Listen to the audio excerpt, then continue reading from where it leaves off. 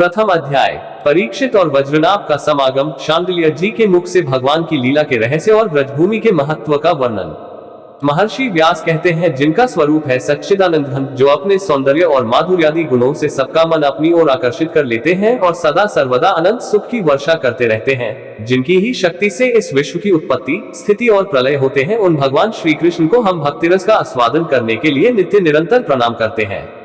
नैमिषारण्य क्षेत्र में श्री सूत जी स्वस्थ चित्त से अपने आसन पर बैठे हुए थे। उस समय भगवान की अमृतमयी लीला कथा के रसिक, उसके रसास्वादन में अत्यंत कुशल शनकादि ऋषियों ने सूत जी को प्रणाम करके उनसे यह प्रश्न किया। ऋषियों ने पूछा, सूत जी, धर्मराज युधिष्ठिर जब श्री मथुरामंडल में अनिरुद्ध नंदन वज्र का और हस्तिनापुर में अपने पौत्र परीक्षित का राज्याभिषेक करके हिमालय पर चले गए, तब राजा वज्र और परीक्षित ने कैसे कैसे कौन कौन सा कार्य किया। सूत जी ने कहा, भगवान नारायण, नरोत्तम नर, देवी सरस्वती और महर्षि व्यास को नमस्कार करके शुद्धचित होकर भगवत तत्व को प्रकाशित करने वाले इतिहास पुराण रूप जय का उच्चारण करना चाहिए। शनकादि ब्रह्मर्षियों, जब धर्मराज युधिष्ठिर आदि पांडवगण स्वर्गारोहण के लिए हिमालय चले गए, तब सम्राट परीक्षित एक दिन मथुरा गए। उनकी इस यात्रा का उद्देश्य इतना ही था कि वहां चलकर वज्रनाभ से मिलजुल आए। जब वज्रनाभ को यह समाचार मालूम हुआ कि मेरे पिता तुल्य परीक्षित मुझसे मिलने के लिए आ रहे हैं, तब उनका हृदय प्रेम से भर गया। उन्होंने नगर से आगे बढ़कर उनकी अगवानी की, चरणों में प्रणाम किया और बड़े प्रेम से उन्हें अपने महल में ले आए। वीर परीक्षित भगवान श्री कृष्ण के परम प्रेमी भक्त थे। उनका मन नित्य निरंतर आनंद घन श्री कृष्ण चंद्र में ही रमता रहता था। उन्होंने भगवान श्री कृष्ण के प्रपौत्र वज्रनाभ का बड़े प्रेम से आलिंगन किया। इसके बाद अंतःपुर में जाकर भगवान श्री कृष्ण की रोहिणी आदि पत्नियों को नमस्कार किया। रोहिणी आदि श्री कृष्ण पत्नियों ने भी सम्राट परीक्षित का अत्यंत सम्मान किया। वे विश्राम करके जब आराम से बैठ गए, तब उन्होंने वज्रनाभ से यह बात कही। राजा परीक्षित ने कहा, हे तात, तुम्हारे पिता और पितामहों ने मेरे पिता पितामह को बड़े बड़े संकटों से बचाया है। मेरी रक्षा भी उन्होंने ही की है। प्रिय वज्रनाभ, यदि मैं उनके उपकारों का बदला चुकाना चाहूं तो किसी प्रकार नहीं चुका सकता। इसलिए मैं तुमसे प्रार्थना करता हूं कि तुम सुखपूर्वक अपने राजकाज में लगे रहो। तुम्हें अपने खजाने की, सेना की तथा शत्रुओं को दबाने आदि की तनिक भी चिंता न करनी चाहिए। तुम्हारे लिए कोई कर्तव्य है तो केवल एक ही, वह यह है कि तुम्हें अपनी इन माताओं की खूब प्रेम से भलीभांति सेवा करते रहना चाहिए। यदि कभी तुम्हारे ऊपर कोई आपत्ति विपत्ति आए अथवा किसी कारणवश तुम्हारे हृदय में अधिक क्लेश का अनुभव हो, तो मुझसे बताकर निश्चिंत हो जाना। मैं तुम्हारी सारी चिंताएं दूर कर दूंगा। सम्राट परीक्षित की यह बात सुनकर वज्रनाभ को बड़ी प्रसन्नता हुई। उन्होंने राजा परीक्षित से कहा। वज्रनाभ ने कहा, महाराज, आप मुझसे जो कुछ कह रहे हैं वो सर्वथा आपके अनुरूप है। आपके पिता ने भी मुझे धनुर्वेद की शिक्षा देकर मेरा महान उपकार किया है, इसलिए मुझे किसी बात की तनिक भी चिंता नहीं, क्योंकि उनकी कृपा से मैं क्षत्रियोचित शूरवीरता से भली भांति संपन्न हूँ। मुझे केवल एक बात की बहुत बड़ी चिंता है, आप उसके संबंध में कुछ विचार कीजिए। यद्यपि मैं मथुरा मंडल के राज्य पर अभिषिक्त हूँ, तथापि मैं यहाँ निर्जन वन में ही रहता हूँ। इस बात का मुझे कुछ भी पता नहीं है कि यहाँ की प्रजा कहाँ चली गई, क्योंकि राज्य का सुख तो तभी है जब प्रजा रहे। जब वज्रनाभ ने परीक्षित से यह बात कही, तब उन्होंने वज्रनाभ का संदेह मिटाने के लिए महर्षि शांडिल्य को बुलवाया।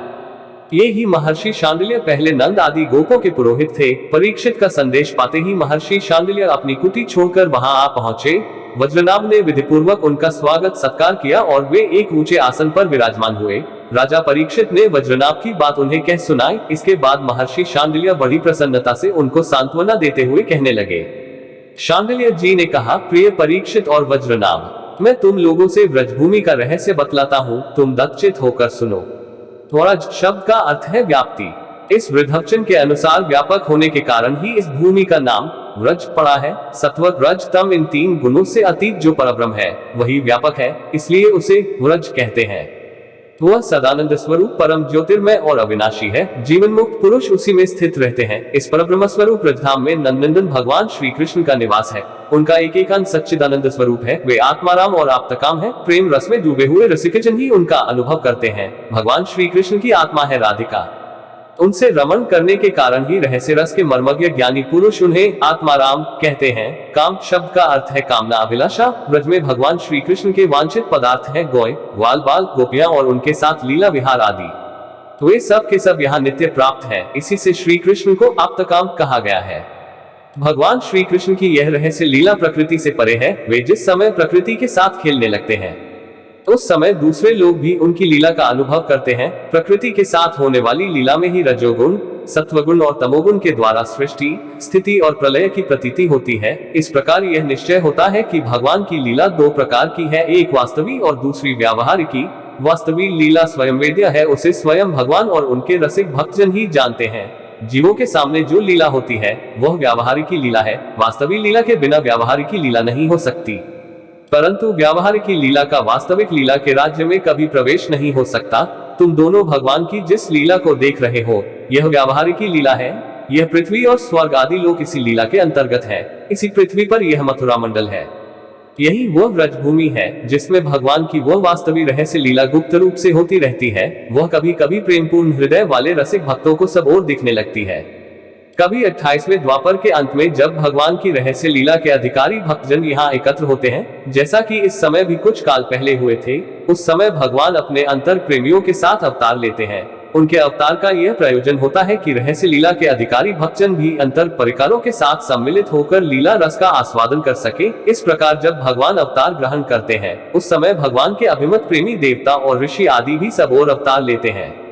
अभी अभी जो अवतार हुआ था उसमें भगवान अपने सभी प्रेमियों की अभिलाषाएं पूर्ण करके अब अंतर्धान हो चुके हैं। इससे यह निश्चय हुआ कि यहाँ पहले 3 प्रकार के भक्तजन उपस्थित थे, इसमें संदेह नहीं है। उन तीनों में प्रथम तो उनकी श्रेणी है जो भगवान के नित्य अंतर पार्षद है, जिनका भगवान से कभी वियोग होता ही नहीं। दूसरे वे हैं जो एकमात्र भगवान को पाने की इच्छा रखते हैं, उनकी अंतर्ग लीला में अपना प्रवेश चाहते हैं। तीसरी श्रेणी में देवता आदि हैं, इनमें से जो देवता आदि के अंश से अवतीर्ण हुए थे उन्हें भगवान ने व्रजभूमि से हटाकर पहले ही द्वारका पहुंचा दिया था। फिर भगवान ने ब्राह्मण के शाप से उत्पन्न मूसल को निमित्त बनाकर यदुकुल में अवतीर्ण देवताओं को स्वर्ग में भेज दिया और पुनः अपने अपने अधिकार पर स्थापित कर दिया, तथा जिन्हें एकमात्र भगवान को पाने की इच्छा थी उन्हें प्रेमानंद स्वरूप बनाकर श्री कृष्ण ने सदा के लिए अपने नित्य अंतर पार्षदों में सम्मिलित कर लिया।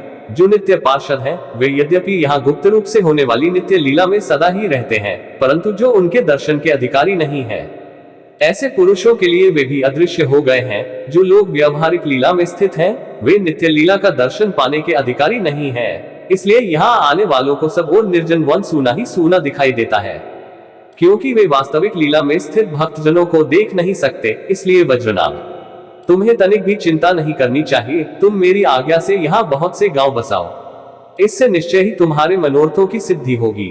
भगवान श्री कृष्ण ने जहाँ जैसी लीला की है उसके अनुसार उस स्थान का नाम रखकर तुम अनेकों गांव बसाओ और इस प्रकार दिव्य ब्रजभूमि का भली भांति सेवन करते रहो। गोवर्धन, दीर्घपुर, दीघ, मथुरा, महावन, गोकुल, नंदीग्राम, नंदगांव और बृहत्सानु, बरसाना आदि में तुम्हें अपने लिए छावनी बनवानी चाहिए। उन स्थानों में रहकर भगवान की लीला के स्थल, नदी, पर्वत, घाटी, सरोवर और कुंड तथा कुंजवन आदि का सेवन करते रहना चाहिए। ऐसा करने से तुम्हारे राज्य में प्रजा बहुत ही संपन्न होगी और तुम भी अत्यंत प्रसन्न रहोगे।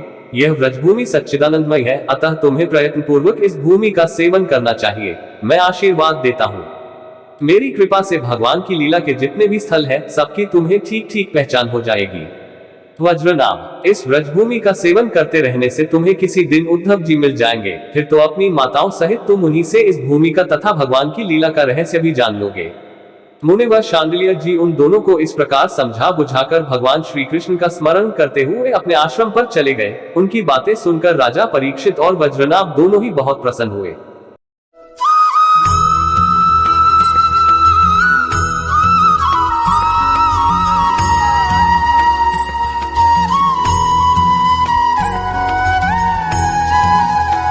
श्रीमद् भागवत महात्म्य, द्वितीय अध्याय, यमुना और श्री कृष्ण पत्नियों का संवाद, कीर्तनोत्सव में उद्धव जी का प्रकट होना।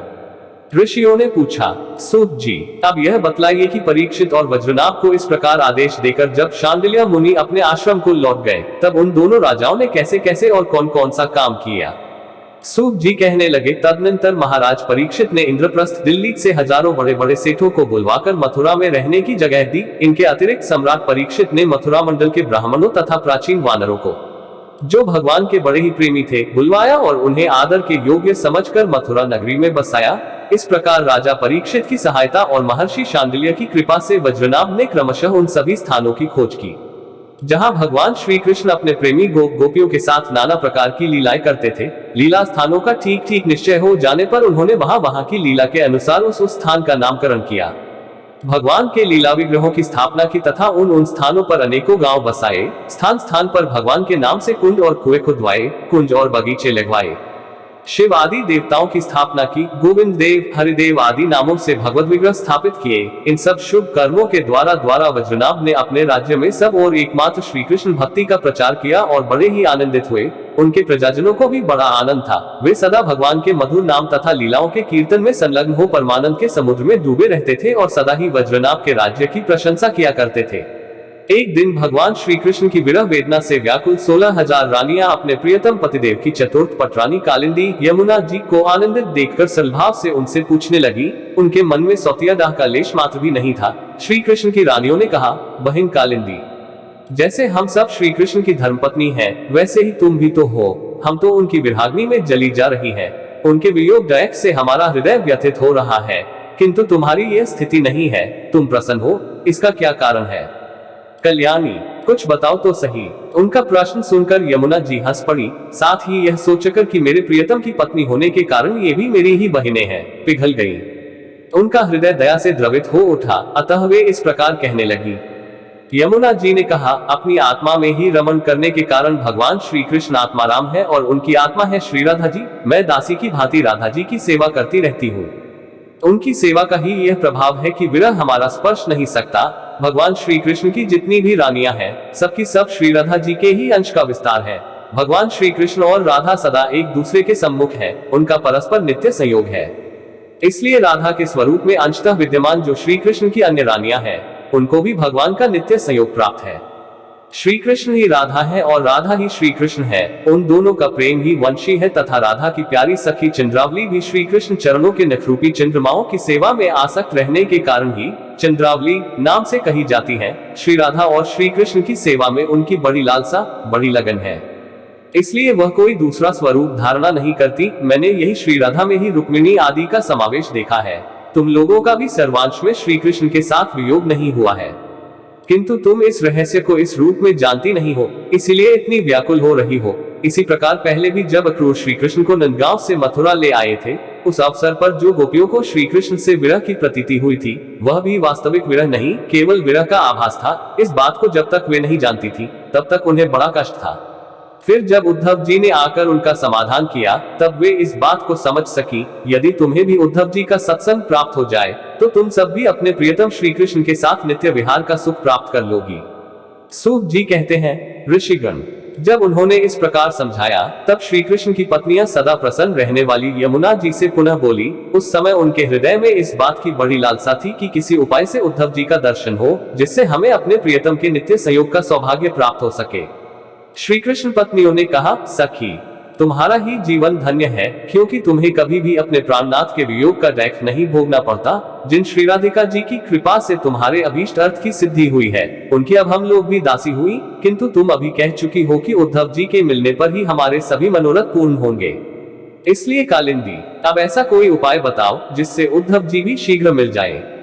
सूत जी कहते हैं, श्री कृष्ण की रानियों ने जब यमुना जी से इस प्रकार कहा, तब वे भगवान श्री कृष्णचंद्र की 16 कलाओं का चिंतन करती हुई उनसे कहने लगी। जब भगवान श्री कृष्ण अपने परम धाम को पधारने लगे, तब उन्होंने अपने मंत्री उद्धव से कहा, उद्धव, साधना करने की भूमि है बदरिकाश्रम, अतः अपनी साधना पूर्ण करने के लिए तुम वहीं जाओ। भगवान की इस आज्ञा के अनुसार उद्धव जी इस समय अपने साक्षात स्वरूप से बदरिकाश्रम में विराजमान है और वहां जाने वाले जिज्ञासु लोगों को भगवान के बताए हुए ज्ञान का उपदेश करते रहते हैं। साधना की फलरूपा भूमि है ब्रज भूमि। इसे भी इसके रहस्यों सहित भगवान ने पहले ही उद्धव को दे दिया था, किंतु वह फलभूमि यहाँ से भगवान के अंतर्धान होने के साथ ही स्थूल दृष्टि से परे जा चुकी है। इसीलिए इस समय यहाँ उद्धव प्रत्यक्ष दिखाई नहीं पड़ते। फिर भी एक स्थान है जहां उद्धव जी का दर्शन हो सकता है। गोवर्धन पर्वत के निकट भगवान की लीला सहचरी गोपियों की विहार स्थली है। वहां की लता, अंकुर और बेलों के रूप में अवश्य ही उद्धव जी वहां निवास करते हैं। लताओं के रूप में उनके रहने का यही उद्देश्य है कि भगवान की प्रियतमा गोपियों की चरण उन पर पड़ती रहे।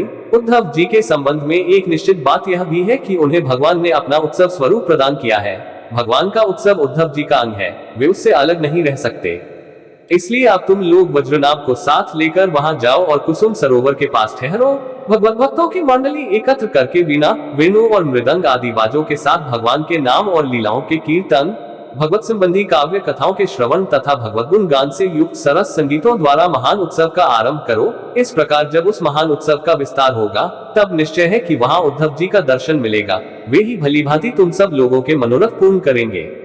सूत जी कहते हैं, यमुना जी की बताई हुई बातें सुनकर श्री कृष्ण की रानियां बहुत प्रसन्न हुई। उन्होंने यमुना जी को प्रणाम किया और वहां से लौटकर वज्रनाभ तथा परीक्षित से वे सारी बातें कह सुनाई। सब बातें सुनकर परीक्षित को बड़ी प्रसन्नता हुई और उन्होंने वज्रनाभ तथा श्री कृष्ण पत्नियों को उसी समय साथ ले उस स्थान पर पहुंचकर तत्काल वह सब कार्य आरंभ करवा दिया जो कि यमुना जी ने बताया था। गोवर्धन के निकट वृंदावन के भीतर कुसुम सरोवर जो सखियों की विहार स्थली है, वहां ही श्री कृष्ण कीर्तन का उत्सव आरंभ हुआ। वृषभानुनंदिनी श्री राधा जी तथा उनके प्रियतम श्री कृष्ण की वह लीला भूमि जब साक्षात संकीर्तन की शोभा से संपन्न हो गई, उस समय वहां रहने वाले सभी भक्तजन एकाग्र हो गए। उनकी दृष्टि, उनके मन की वृत्ति कहीं अन्यत्र न जाती थी। तदनंतर सबके देखते देखते वहां फैले हुए तृण, गुल्म और लताओं के समूह से प्रकट होकर श्री उद्धव जी सबके सामने आए। उनका शरीर श्यामवर्ण था, उस पर पीतांबर शोभा पा रहा था। वे गले में वनमाला और गुंजा की माला धारण किए हुए थे तथा मुख से बारंबार गोपी वल्लभ श्री कृष्ण की मधुर लीलाओं का गान कर रहे थे।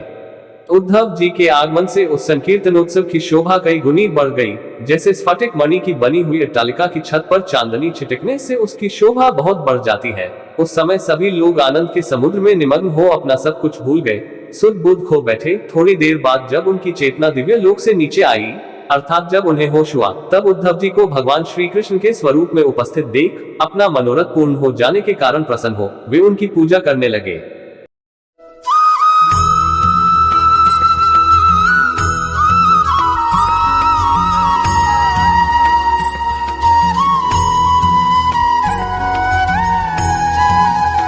श्रीमद् भागवत महात्म्य तृतीय अध्याय। श्रीमद् भागवत की परंपरा और उसका महात्म्य। भागवत श्रवण से श्रोताओं को भगवत धाम की प्राप्ति। सूत जी कहते हैं, उद्धव जी ने वहां एकत्र हुए सब लोगों को श्री कृष्ण कीर्तन में लगा देखकर सभी का सत्कार किया और राजा परीक्षित को हृदय से लगाकर कहा।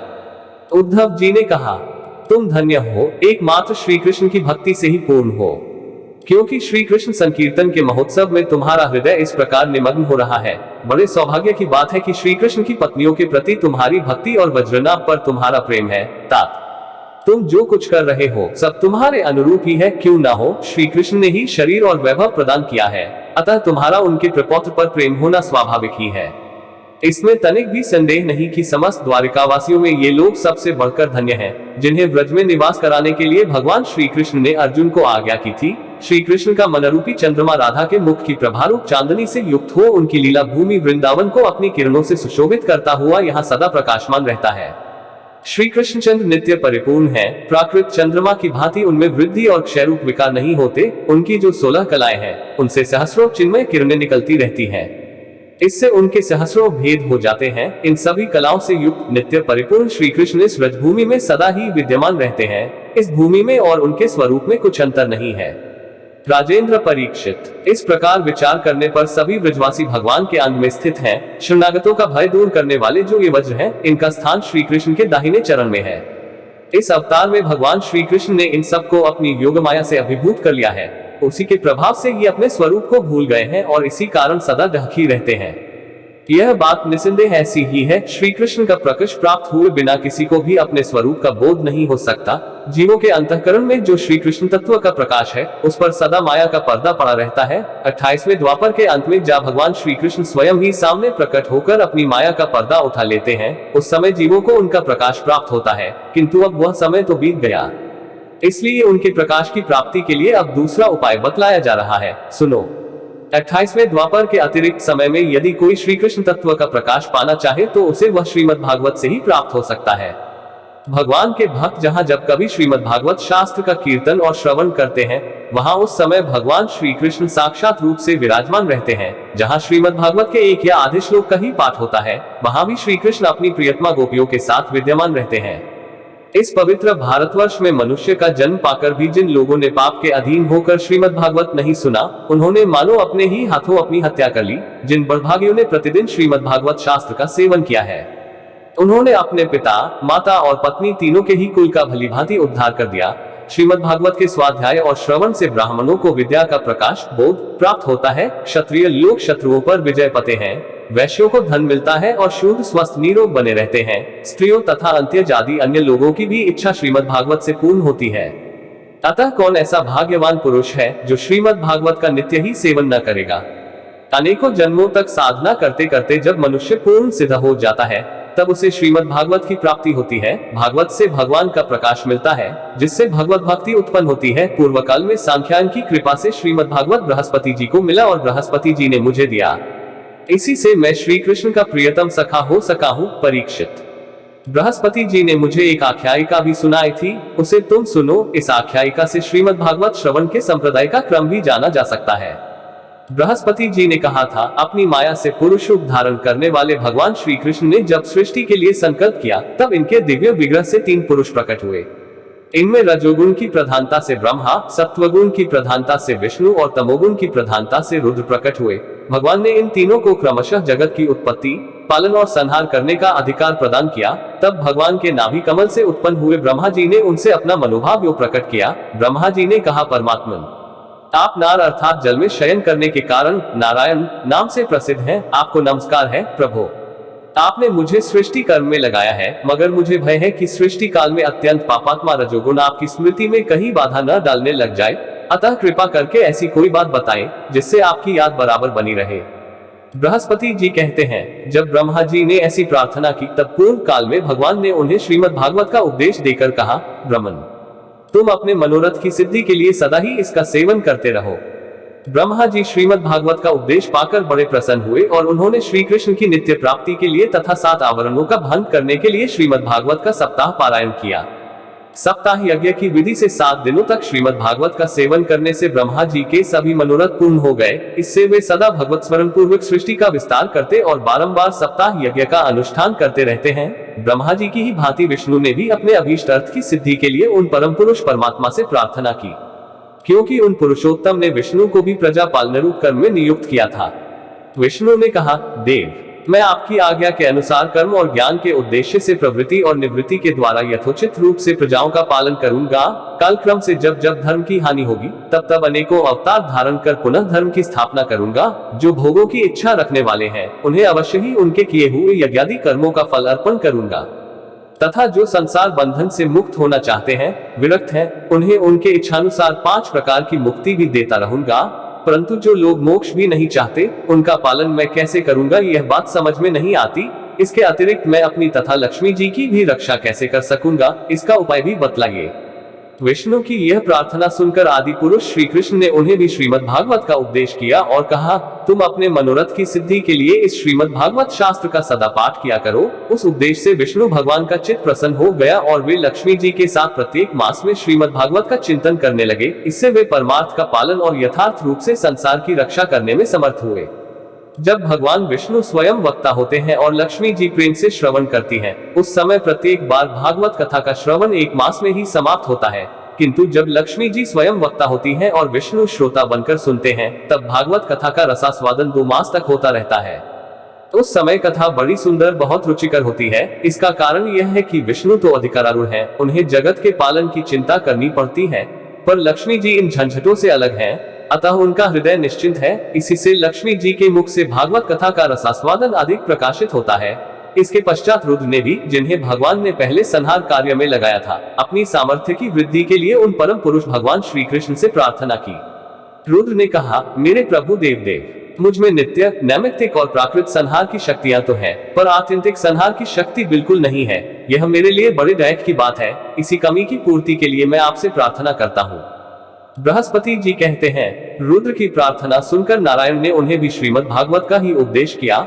सदाशिव रुद्र ने 1 वर्ष में 1 पारायण के क्रम से भागवत कथा का सेवन किया। इसके सेवन से उन्होंने तमोगुण पर विजय पाए और आत्यंतिक संहार मोक्ष की शक्ति भी प्राप्त कर ली। उद्धव जी कहते हैं, श्रीमद् भागवत के महात्म्य के संबंध में यह आख्यायिका मैंने अपने गुरु श्री बृहस्पति जी से सुनी और उनसे भागवत का उपदेश प्राप्त कर उनके चरणों में प्रणाम करके मैं बहुत आनंदित हुआ। तत्पश्चात भगवान विष्णु की रीति स्वीकार करके मैंने भी 1 मास तक श्रीमद् भागवत कथा का भलीभांति रसास्वादन किया। उतने से ही मैं भगवान श्री कृष्ण का प्रियतम सखा हो गया। इसके पश्चात भगवान ने मुझे ब्रज में अपनी प्रियतमा गोपियों की सेवा में नियुक्त किया। यद्यपि भगवान अपने लीला परिकारों के साथ नित्य विहार करते रहते हैं, इसलिए गोपियों का श्री कृष्ण से कभी भी वियोग नहीं होता, तथापि जो भ्रम से विरह वेदना का अनुभव कर रही थी, उन गोपियों के प्रति भगवान ने मेरे मुख से भागवत का संदेश कहलाया। उस संदेश को अपनी बुद्धि के अनुसार ग्रहण कर गोपियां तुरंत ही विरह वेदना से मुक्त हो गईं। मैं भागवत के इस रहस्य तो नहीं समझ सका, किंतु मैंने उसका चमत्कार प्रत्यक्ष देखा। इसके बहुत समय के बाद जब ब्रह्मादि देवता आकर भगवान से अपने परम धाम में पधारने की प्रार्थना करके चले गए, उस समय पीपल के वृक्ष की जड़ के पास अपने सामने खड़े हुए मुझे भगवान ने श्रीमद् भागवत विषयक उस रहस्य का स्वयं ही उपदेश किया और मेरी बुद्धि में उसका दृढ़ निश्चय करा दिया। उसी के प्रभाव से मैं बदरिकाश्रम रहकर भी यहाँ व्रज की लताओं और बेलों में निवास करता हूँ। उसी के बल से यहाँ नारद कुंड पर सदा स्वेच्छानुसार विराजमान रहता हूँ। भगवान के भक्तों को श्रीमद् भागवत सेवन से श्री कृष्ण तत्व का प्रकाश प्राप्त हो सकता है। इस कारण यहाँ उपस्थित हुए इन सभी भक्तजनों के कार्य की सिद्धि के लिए मैं श्रीमद् भागवत का पाठ करूंगा, किंतु इस कार्य में तुम्हें ही सहायता करनी पड़ेगी। सूत जी कहते हैं, यह सुनकर राजा परीक्षित उद्धव जी को प्रणाम करके उनसे बोले। परीक्षित ने कहा, हरिदास उद्धव जी, आप निश्चिंत होकर श्रीमद् भागवत कथा का कीर्तन करें। इस कार्य में मुझे जिस प्रकार की सहायता करनी आवश्यक हो उसके लिए आज्ञा दें। सूत जी कहते हैं, परीक्षित का यह वचन सुनकर उद्धव जी मन ही मन बहुत प्रसन्न हुए और बोले। उद्धव जी ने कहा, राजन, भगवान श्री कृष्ण ने जब से इस पृथ्वी तल का परित्याग कर दिया है, तब से यहाँ अत्यंत बलवान कलियुग का प्रभुत्व हो गया है। जिस समय यह शुभ अनुष्ठान यहाँ आरंभ हो जाएगा, बलवान कलियुग अवश्य ही इसमें बहुत बड़ा विघ्न डालेगा। इसलिए तुम दिग्विजय के लिए जाओ और कलियुग को जीतकर अपने वश में करो। इधर मैं तुम्हारी सहायता से वैष्णवी रीति का सहारा लेकर 1 महीने तक यहाँ श्रीमद् भागवत कथा का रसास्वादन कराऊंगा और इस प्रकार भागवत कथा के रस का प्रसार करके इन सभी श्रोताओं को भगवान मधुसूदन के नित्य गोलोक धाम पहुंचाऊंगा। सूत जी कहते हैं, उद्धव जी की बात सुनकर राजा परीक्षित पहले तो कलियुग पर विजय पाने के विचार से बड़े ही प्रसन्न हुए, परंतु पीछे यह सोचकर कि मुझे भागवत कथा के श्रवण से वंचित ही रहना पड़ेगा, चिंता से व्याकुल हो उठे। उस समय उन्होंने उद्धव जी से अपना अभिप्राय इस प्रकार प्रकट किया। राजा परीक्षित ने कहा, हे तात, आपकी आज्ञा के अनुसार तत्पर होकर मैं कलियुग को तो अवश्य ही अपने वश में करूंगा, मगर श्रीमद् भागवत की प्राप्ति मुझे कैसे होगी? मैं भी आपके चरणों की शरण में आया हूँ, अतः मुझ पर भी आपको अनुग्रह करना चाहिए। सूत जी कहते हैं, उनके इस वचन को सुनकर उद्धव जी पुनः बोले। उद्धव जी ने कहा, राजन, तुम्हें तो किसी भी बात के लिए किसी प्रकार की चिंता नहीं करनी चाहिए, क्योंकि इस भागवत शास्त्री प्रधान अधिकारी तो तुम ही हो। संसार के मनुष्य नाना प्रकार कर्मों में रचे पचे हुए हैं। ये लोग आज तक प्रायः भागवत श्रवण की बात भी नहीं जानते। तुम्हारे ही प्रसाद से इस भारतवर्ष में रहने वाले अधिकांश मनुष्य श्रीमद् भागवत कथा की प्राप्ति होने पर शाश्वत सुख प्राप्त करेंगे। महर्षि भगवान श्री शुकदेव जी साक्षात नंदनंदन श्री कृष्ण के स्वरूप हैं, वे ही तुम्हें श्रीमद् भागवत की कथा सुनाएंगे। इसमें तनिक भी संदेह की बात नहीं है। राजन, उस कथा के श्रवण से तुम ब्रजेश्वर श्री कृष्ण के नित्य धाम को प्राप्त करोगे। इसके पश्चात इस पृथ्वी पर श्रीमद् भागवत कथा का प्रचार होगा। अतः राजेंद्र परीक्षित, तुम जाओ और कलियुग जीतकर अपने वश में करो। सूत जी कहते हैं, उद्धव जी के इस प्रकार कहने पर राजा परीक्षित ने उनकी परिक्रमा करके उन्हें प्रणाम किया और दिग्विजय के लिए चले गए। इधर वज्र ने भी अपने पुत्र प्रतिबाहु को अपनी राजधानी मथुरा का राजा बना दिया और माताओं को साथ ले उसी स्थान पर जहां उद्धव जी प्रकट हुए थे जाकर श्रीमद् भागवत सुनने की इच्छा से रहने लगे। तदनंतर उद्धव जी ने वृंदावन में गोवर्धन पर्वत के निकट 1 महीने तक श्रीमद् भागवत कथा के रस की धारा बहाई। उस रस का आस्वादन करते समय प्रेमी श्रोताओं की दृष्टि में सब और भगवान की सच्चिदानंदमय लीला प्रकाशित हो गई और सर्वत्र श्री कृष्णचंद्र का साक्षात्कार होने लगा। उस समय सभी श्रोताओं ने अपने को भगवान के स्वरूप में स्थित देखा।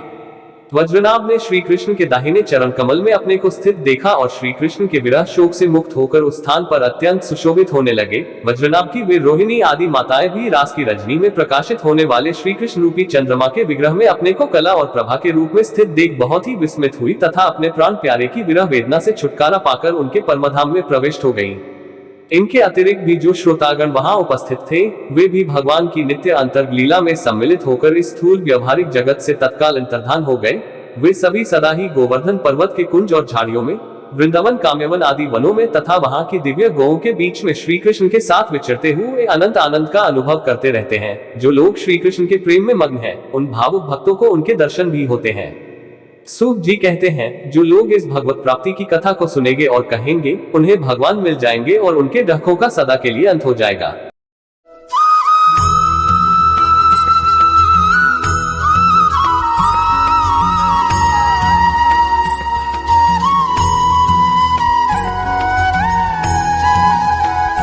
चतुर्थ अध्याय श्रीमद् भागवत का स्वरूप, प्रमाण, श्रोता वक्ता के लक्षण, श्रवण विधि और महात्म्य।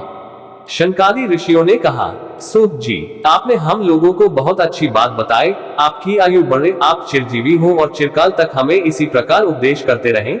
आज हम लोगों ने आपके मुख से श्रीमद् भागवत का अपूर्व महात्म्य सुना है। सूत जी, अब इस समय आप हमें यह बताइए कि श्रीमद् भागवत का स्वरूप क्या है, उसका प्रमाण, उसकी श्लोक संख्या कितनी है, किस विधि से उसका श्रवण करना चाहिए, तथा श्रीमद् भागवत के वक्ता और श्रोता के क्या लक्षण हैं। अभिप्राय यह है कि उसके वक्ता और श्रोता कैसे होने चाहिए। सूत जी कहते हैं, ऋषिगण, श्रीमद् भागवत और श्री भगवान का स्वरूप सदा एक ही है और वह सच्चिदानंदमय। भगवान श्री कृष्ण में जिनकी लगन लगी है, उन भावुक भक्तों के हृदय में जो भगवान के माधुर्य भाव को अभिव्यक्त करने वाला, उनके दिव्य माधुर्य रस का आस्वादन कराने वाला सर्वोत्कृष्ट वचन है, उसे श्रीमद् भागवत समझो, जो वाक्य ज्ञान, विज्ञान, भक्ति एवं इनके अनुभूत साधन चतुष्टय को प्रकाशित करने वाला है तथा जो माया का मर्दन करने में समर्थ है, उसे भी तुम श्रीमद् भागवत समझो। श्रीमद् भागवत अनंत अक्षर स्वरूप है। इसका नियत प्रमाण भला कौन जान सकता है। पूर्व काल में भगवान विष्णु ने ब्रह्मा जी के प्रति 4 श्लोकों में इसका दिग्दर्शन मात्र कराया था। विप्रगण, इस भागवत की अपार गहराई में डुबकी लगाकर इसमें से अपनी अभीष्ट वस्तु को प्राप्त करने में केवल ब्रह्मा, विष्णु और शिव आदि ही समर्थ हैं, दूसरे नहीं। परंतु जिनकी बुद्धि आदि वृत्तियां परिमित हैं, ऐसे मनुष्यों का हित साधन करने के लिए श्री व्यास जी ने परीक्षित और सुखदेव जी के संवाद के रूप में जिसका गान किया है, उसी का नाम श्रीमद् भागवत है। उस ग्रंथ की श्लोक संख्या 18,000 है। इस भावसागर में जो प्राणी कलिरूपी ग्रास से ग्रस्त हो रहे हैं, उनके लिए वह श्रीमद् भागवत ही सर्वोत्तम सहारा है। अब भगवान श्री कृष्ण की कथा का आश्रय लेने वाले श्रोताओं का वर्णन करते हैं। श्रोता 2 प्रकार के माने गए हैं, प्रवर उत्तम तथा अवर अधम। प्रवर श्रोताओं के चातक, हंस, शुक और मीन आदि कई भेद हैं। अवर के भी वृक, भूरुंड, वृष और उष्ट्र आदि अनेकों भेद बतलाए गए हैं। चातक कहते हैं पपीहे हो, वह जैसे बादल से बरसते हुए जल में ही स्पृहा रखता है, दूसरे जल को छूता ही नहीं। उसी प्रकार जो श्रोता सब कुछ छोड़कर केवल श्री कृष्ण संबंधी शास्त्रों के श्रवण का व्रत ले लेता है, वह चातक कहा गया है। जैसे हंस दूध के साथ मिलकर एक हुए जल से निर्मल दूध ग्रहण कर लेता और पानी को छोड़ देता है, उसी प्रकार जो श्रोता अनेकों शास्त्रों का श्रवण करके भी उनमें से सार भाग अलग करके ग्रहण करता है, उससे हंस कहते हैं। जिस प्रकार भली भांति पढ़ाया हुआ तोता अपनी मधुर वाणी से शिक्षक को तथा पास आने वाले दूसरे लोगों को भी प्रसन्न करता है, उसी प्रकार जो श्रोता कथावाचक व्यास के मुंह से उपदेश सुनकर उसे सुंदर और परिमित वाणी में पुनः सुना देता और व्यास एवं अन्याय श्रोताओं को अत्यंत आनंदित करता है, वह शुक कहलाता है। जैसे क्षीर सागर में मछली मौन रहकर अपलक आंखों से देखती हुई सदा दुग्धपान करती रहती है, उसी प्रकार जो कथा सुनते समय निर्निमेष नयनों से देखता हुआ मुंह से कभी एक शब्द भी नहीं निकालता, वह प्रेमी श्रोता मीन कहा गया है। ये प्रवर अर्थात उत्तम श्रोताओं के भेद बताए गए हैं। अब अवर यानी अधम श्रोता बताए जाते हैं। वो कहते हैं भेड़िया को, जैसे भेड़िया वन के भीतर वेणु की मीठी आवाज सुनने में लगे हुए मृगों को डराने वाली भयानक गर्जना करता है, वैसे ही जो मूर्ख कथा श्रवण के समय रसिक श्रोताओं को उद्विग्न करता हुआ बीच बीच में जोर जोर से बोल उठता है, वह ऋग कहलाता है। हिमालय के शिखर पर एक भूरुंड जाति का पक्षी होता है। वह किसी के शिक्षाप्रद वाक्य सुनकर वैसा हो बोला करता है, किंतु स्वयं उससे लाभ नहीं उठाता। इसी प्रकार जो उपदेश की बात सुनकर उसे दूसरों को तो सिखाए पर स्वयं आचरण में न लाए, ऐसे श्रोता को भूरुंड कहते हैं। वृष कहते हैं बैल को, उसके सामने मीठे मीठे अंगूर हो या कड़वी खली, दोनों को वह एक सा ही मानकर खाता है। उसी प्रकार जो सुनी हुई सभी बातें ग्रहण करता है, पर सार और असार वस्तु का विचार करने में उसकी बुद्धि अंधी असमर्थ होती है, ऐसा श्रोता वृष कहलाता है।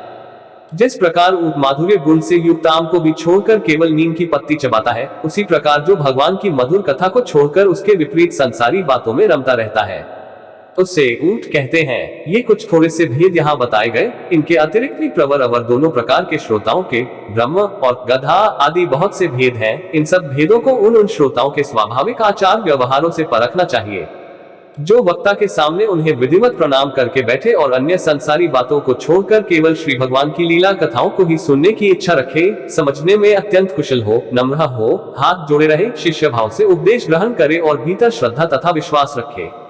इसके सिवा जो कुछ सुने उसका बराबर चिंतन करता रहे, जो बात समझ में न आए पूछे और पवित्र भाव से रहे तथा श्री कृष्ण के भक्तों पर सदा ही प्रेम रखता हो, ऐसे ही श्रोता को वक्ता लोग उत्तम श्रोता कहते हैं। अब वक्ता के लक्षण बतलाते हैं, जिसका मन सदा भगवान में लगा रहे, जिसे किसी भी वस्तु की अपेक्षा न हो, जो सबका सुहृद और दीनों पर दया करने वाला हो तथा अनेकों युक्तियों से तत्व का बोध करा देने में चतुर हो, उसी वक्ता का मुनि लोग भी सम्मान करते हैं। विप्रगण, अब मैं भारतवर्ष की भूमि पर श्रीमद् भागवत कथा का सेवन करने के लिए जो आवश्यक विधि है उसे बतलाता हूँ, आप सुने। इस विधि के पालन से श्रोता की सुख परंपरा का विस्तार होता है।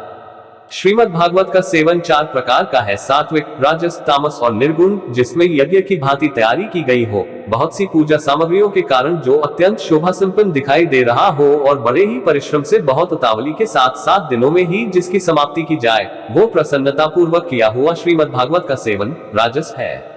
1 या 2 महीने में धीरे धीरे कथा के रस का आस्वादन करते हुए बिना परिश्रम के जो श्रवण होता है वह पूर्ण आनंद को बढ़ाने वाला सात्विक सेवन कहलाता है। तामस सेवन वह है जो कभी भूल से छोड़ दिया जाए और याद आने पर फिर आरंभ कर दिया जाए। इस प्रकार 1 वर्ष तक आलस्य और अश्रद्धा के साथ चलाया जाए, यह तामस सेवन भी न करने की अपेक्षा अच्छा और सुख ही देने वाला है। जब वर्ष, महीना और दिनों के नियम का आग्रह छोड़कर सदा ही प्रेम और भक्ति के साथ श्रवण किया जाए, तब वह सेवन निर्गुण माना गया है। राजा परीक्षित और शुकदेव के संवाद में भी जो भागवत का सेवन हुआ था वह निर्गुण ही बताया गया है। उसमें जो 7 दिनों की बात आती है वह राजा की आयु के बचे हुए दिनों की संख्या के अनुसार है। सप्ताह कथा का नियम करने के लिए नहीं, भारतवर्ष के अतिरिक्त अन्य स्थानों में भी त्रिगुण, सात्विक, राजस और तामस अथवा निर्गुण सेवन अपनी रुचि के अनुसार करना चाहिए। तात्पर्य यह कि जिस किसी प्रकार भी हो सके श्रीमद् भागवत का सेवन, उसका श्रवण करना ही चाहिए। जो केवल श्री कृष्ण की लीलाओं के ही श्रवण, कीर्तन एवं रसास्वादन के लिए लालायित रहते और मोक्ष की भी इच्छा नहीं रखते, उनका तो श्रीमद् भागवत ही धन है, तथा जो संसार के ढकों से घबराकर अपनी मुक्ति चाहते हैं, उनके लिए भी यही इस भावरोग की औषधि है। अतः इस कलिकाल में इसका प्रयत्न पूर्वक सेवन करना चाहिए। इनके अतिरिक्त जो लोग विषयों में ही रमण करने वाले हैं, सांसारिक सुखों की ही जिन्हें सदा चाह रहती है, उनके लिए भी अब इस कलयुग में सामर्थ्य, धन और विधि विधान का ज्ञान न होने के कारण कर्ममार्ग यज्ञादि से मिलने वाली सिद्धि अत्यंत दुर्लभ हो गई है। ऐसी दशा में उन्हें भी सब प्रकार से अब इस भागवत कथा का ही सेवन करना चाहिए। यह श्रीमद् भागवत की कथा धन, पुत्र, स्त्री, हाथी, घोड़े आदि वाहन, यश, मकान और निष्कंटक राज्य भी दे सकती है। सकौम भाव से भागवत का सहारा लेने वाले मनुष्य इस संसार में मनोवांछित उत्तम भोगों को भोग कर अंत में श्रीमद् भागवत के ही संग से श्रीहरि के परम धाम को प्राप्त हो जाते हैं। जिनके यहाँ श्रीमद् भागवत की कथा वार्ता होती हो तथा जो लोग उस कथा के श्रवण में लगे रहते हो, उनकी सेवा और सहायता अपने शरीर और धन से करनी चाहिए। उन्हीं के अनुग्रह से सहायता करने वाले पुरुष को भी भागवत सेवन का पुण्य प्राप्त होता है। कामना 2 वस्तुओं की होती है, श्री कृष्ण और धन की। श्री कृष्ण के सिवा जो कुछ चाहा जाए, यह सब धन के अंतर्गत है। उसकी धन संज्ञा है। श्रोता और वक्ता भी 2 प्रकार के माने गए हैं, एक श्री कृष्ण को चाहने वाले और दूसरे धन को। जैसा वक्ता वैसा ही श्रोता भी हो तो वहां कथा में रस मिलता है, अतः सुख की वृद्धि होती है। यदि दोनों विपरीत विचार के हों तो रसाभास हो जाता है, अतः फल की हानि होती है। किंतु जो श्री कृष्ण को चाहने वाले वक्ता और श्रोता हैं, उन्हें विलंब होने पर भी सिद्धि अवश्य मिलती है, पर धनार्थी को तो तभी सिद्धि मिलती है जब उनके अनुष्ठान का विधि विधान पूरा उतर जाए। श्री कृष्ण की चाह रखने वाला सर्वथा गुणहीन हो और उसकी विधि में कुछ कमी रह जाए तो भी यदि उसके हृदय में प्रेम है तो वही उसके लिए सर्वोत्तम विधि है। सकौम पुरुष को कथा की समाप्ति के दिन तक स्वयं सावधानी के साथ सभी विधियों का पालन करना चाहिए। भागवत कथा के श्रोता और वक्ता दोनों के ही पालन करने योग्य विधि यह है, प्रतिदिन प्रातःकाल स्नान करके अपना नित्यकर्म पूरा कर ले, फिर भगवान का चरणामृत पीकर पूजा के सामान से श्रीमद् भागवत की पुस्तक और गुरुदेव व्यास का पूजन करे। इसके पश्चात अत्यंत प्रसन्नता पूर्वक श्रीमद् भागवत की कथा स्वयं कहे अथवा सुने, दूध या खीर का मौन भोजन करे, नित्य ब्रह्मचर्य का पालन और भूमि पर शयन करे, क्रोध और लोभ आदि को त्याग दे। प्रतिदिन कथा के अंत में कीर्तन करे और कथा समाप्ति के दिन रात्रि में जागरण करे। समाप्ति होने पर ब्राह्मणों को भोजन कराकर उन्हें दक्षिणा से संतुष्ट करे। कथावाचक गुरु को वस्त्र, आभूषण आदि देकर गौवी अर्पण करे। इस प्रकार विधि विधान पूर्ण करने पर मनुष्य को स्त्री, घर, पुत्र, राज्य और धन आदि जो उसे अभीष्ट होता है, वो सब मनोवांछित फल प्राप्त होता है। परंतु सकौम भाव बहुत बड़ी विडंबना है, वह श्रीमद् भागवत की कथा में शोभा नहीं देता। श्री शुकदेव जी के मुख से कहा हुआ यह श्रीमद् भागवत शास्त्र तो कलियुग में साक्षात श्री कृष्ण की प्राप्ति कराने वाला और नित्य प्रेमानंद रूप फल प्रदान करने वाला है। समाप्तमित श्रीमद् भागवत महात्म्य।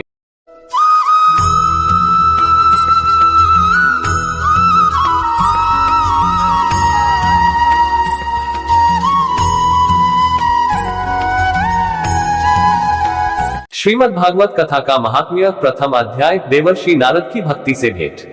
सूत जी ने कहा कि जब श्री सुखदेव जी राजा परीक्षित को भागवत की कथा सुनाने के लिए आसन पर विराजमान हुए, उस समय देवता गण अमृत का कलश लेकर सुखदेव जी के पास प्रकट हुए।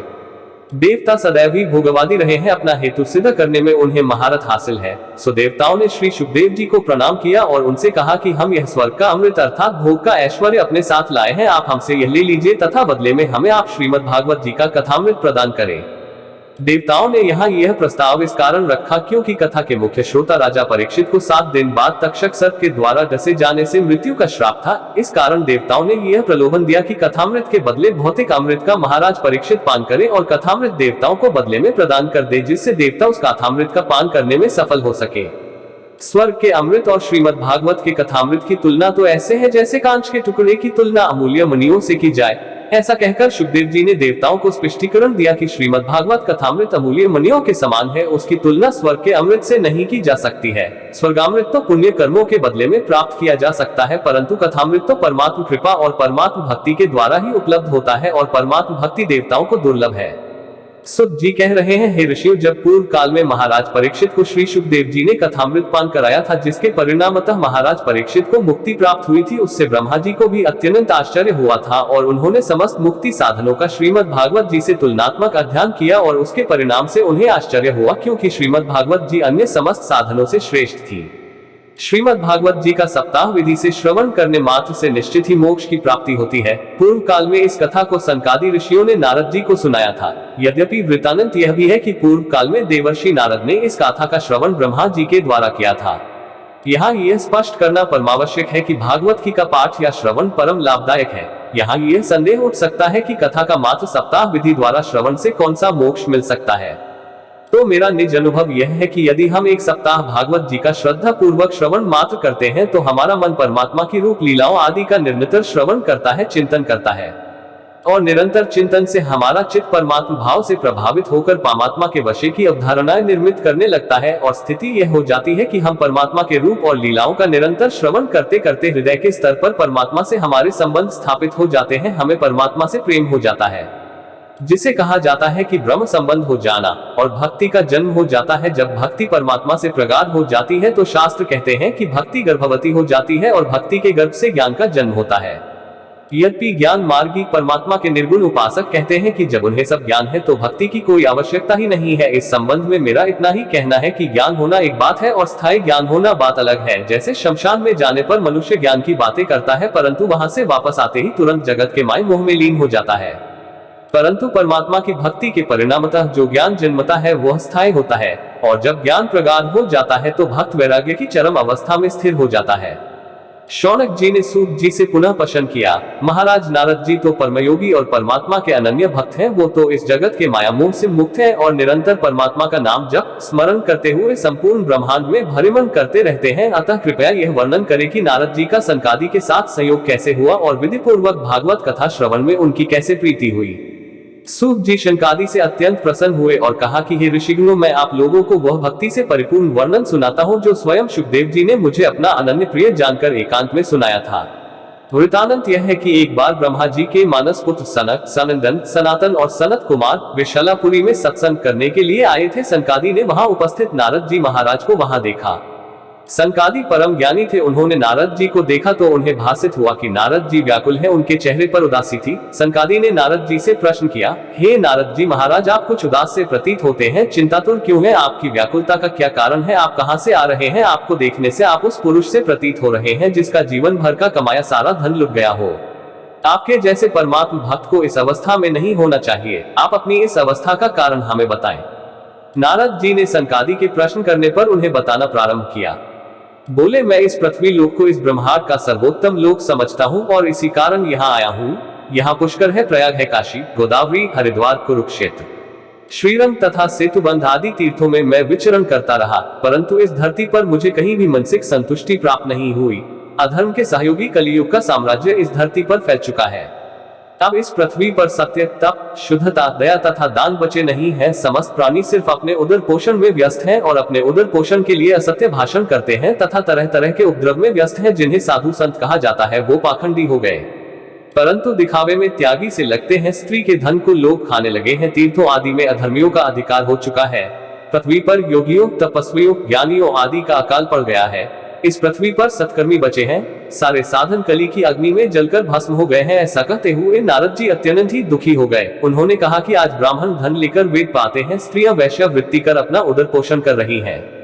नारद जी बोले, इस तरह के अधर्मपूर्ण वातावरण को देखता हुआ यमुना के तट पर पहुंचा जहां गोविंद ने लीलाएं की थी। मुनिवरों, मैंने वहां अत्यंत आश्चर्यजनक स्थितियां देखी। नारद जी बोले कि मैंने वहां एक अत्यंत दुखी और खिन्न स्त्री को बैठे देखा। पास ही दो वृद्ध से दिखने वाले पुरुष अचेत अवस्था में धरती पर पड़े थे। उनकी सांसें बहुत तेज तेज चल रही थी।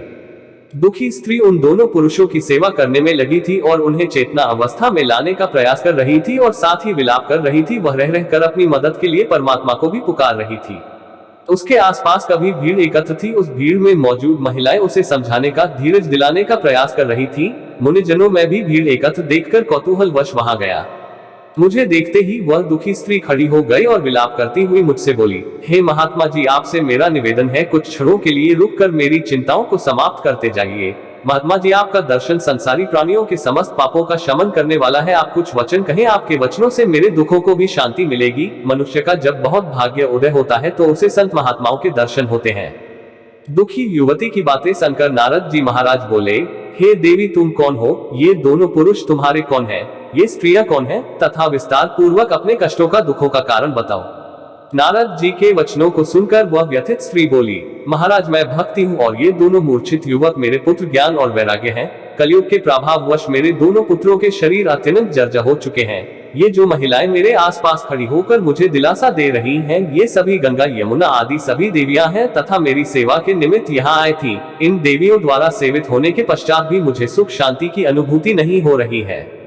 वृद्ध स्त्री पुनः नारद जी से अपनी दयनीय स्थिति के बारे में बोली, मैं भक्ति हूँ। मेरा जन्म द्रविड़ देश अर्थात दक्षिण भारत में हुआ तथा कर्नाटक में मेरा पोषण हुआ, महाराष्ट्र में मेरा सम्मान हुआ, किंतु गुजरात में मुझे वृद्धत्व ने घेरा लिया, अर्थात मुझे गुजरात में बुढ़ापे के कष्ट से गुजरना पड़ रहा है।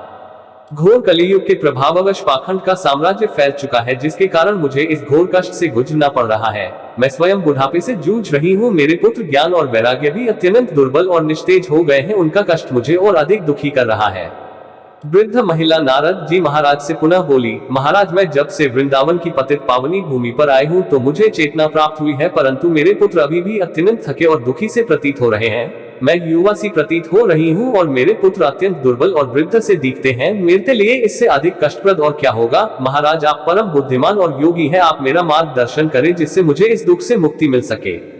वृद्ध महिला के दुख के विषय में सुनने के पश्चात श्री नारद जी महाराज बोले, साध्वी, मैं अपने पूर्ण ज्ञान के द्वारा तुम्हारे लौकिक जगत में व्याप्त समस्त कष्टों में को देख रहा हूँ। तुम्हें इस प्रकार से दुखों का चिंतन करके विलाप करना शोभा नहीं देता। धैर्य धारण करो, परमात्मा तुम्हारा कल्याण अवश्य करेंगे। सूत जी महाराज शनकादि ऋषियों को कथा श्रवण कराते हुए कहते हैं कि परमात्मा कृष्ण अपनी योग माया से वृद्ध स्त्री के दुखों के कारण का चिंतन किया और बोले। नारद जी ने कहा, हे देवी, ध्यान पूर्वक आप मेरी बातों को सुने। वर्तमान समय का नाम कलयुग है और यह दैत्य का साम्राज्य है। इस कलिकाल में सदाचार, योग मार्ग तथा तप आदि लुप्त हो चुके हैं। लोग सठता और दुष्कर्म में लीन है। संसार में जहां भी आप देखें, सत्पुरुष दुख से अत्यंत द्रवित है और दुष्ट लोग सुख पूर्वक जीवन यापन कर रहे हैं। इस कलिकाल में जिस बुद्धिमान मनुष्य का धैर्य प्रभावशाली है, वही ज्ञानी है, पंडित है। निरंतर पृथ्वी पर पाप वृत्ति में वृद्धि होती जा रही है, जिसके परिणाम स्वरूप धरती का भार निरंतर बढ़ता जा रहा है। परिणामतः शेष जी जो अपने फन पर इस पृथ्वी को धारण किए हैं, उनके सिर पर भार बढ़ता जा रहा है। आज यह पृथ्वी पापों के कारण रहने योग्य, क्या छूने के काबिल नहीं बची है। पापाचार की निरंतर वृद्धि के कारण ये भक्ति देवी आज जगत में तुम्हारे दर्शन दुर्लभ हो चुके हैं। मनुष्य निरंतर विषयों में आसक्त होकर अतृप्त और दुखी है। हे देवी, वृंदावन श्री कृष्ण की लीला स्थली है और इस वृंदावन में आकर तुम्हें तुम्हारी चेतना व सौंदर्य की पुनः प्राप्ति हुई है। यह वृंदावन धाम धन्य है। इस परमात्मा के लीला धाम में आज भी भक्ति निरंतर नृत्य कर रही है। परंतु हे देवी, इस वृंदावन धाम में आने के पश्चात भी तुम्हारे पुत्रों के वृद्धत्व तथा दुर्बलता में कोई परिवर्तन नहीं हुआ है। नारद जी के मुख से इस प्रकार के वचनों को सुनकर भक्ति देवी पुनः बोली, इस कलियुग को महाराज परीक्षित ने क्यों रहने दिया। इसके आते ही धर्म लुप्त हो गया और चारों ओर अधर्म का साम्राज्य स्थापित हो गया है। ये अधर्म की निरंतर वृद्धि हो रही है और ये सब परमात्मा श्री हरि कैसे देख रहे हैं, मुझे संदेह हो रहा है। हे महामुनि, मुझे आपके वचनों से अत्यंत शांति मिल रही है। कृपया आप मेरा संदेह दूर करें। नारद जी बोले, हे देवी, भगवान श्री कृष्ण जब इस पृथ्वी से विदा होकर अपने परमधाम को गए, उसी दिन से समस्त धर्माचरणों में बाधा उत्पन्न करने वाले कलयुग का आगमन हुआ। जब महाराज परीक्षित दिग्विजय के लिए निकले थे, उस समय महाराज परीक्षित को कलियुग रास्ते में मिला था, परंतु उस समय कलियुग अत्यंत दीनहीन सा प्रतीत हो रहा था और वह महाराज परीक्षित की शरण में आ गया। महाराज ने उस समय उसका वध न करने का निश्चय किया। उसके कई कारण थे। पहला कारण तो यह था कि उस समय के वर्तमान काल में जो फल तपस्या, योग और समाधि लगाने से प्राप्त होता था, वह फल कलयुग में मात्र हरि कीर्तन करने से प्राप्त होता है।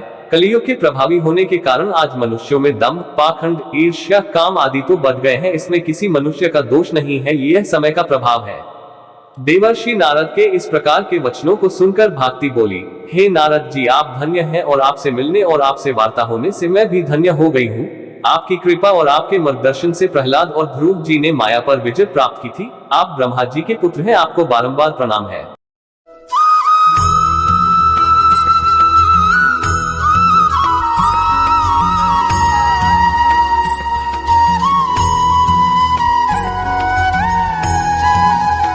भागवत महात्म्य अध्याय 2।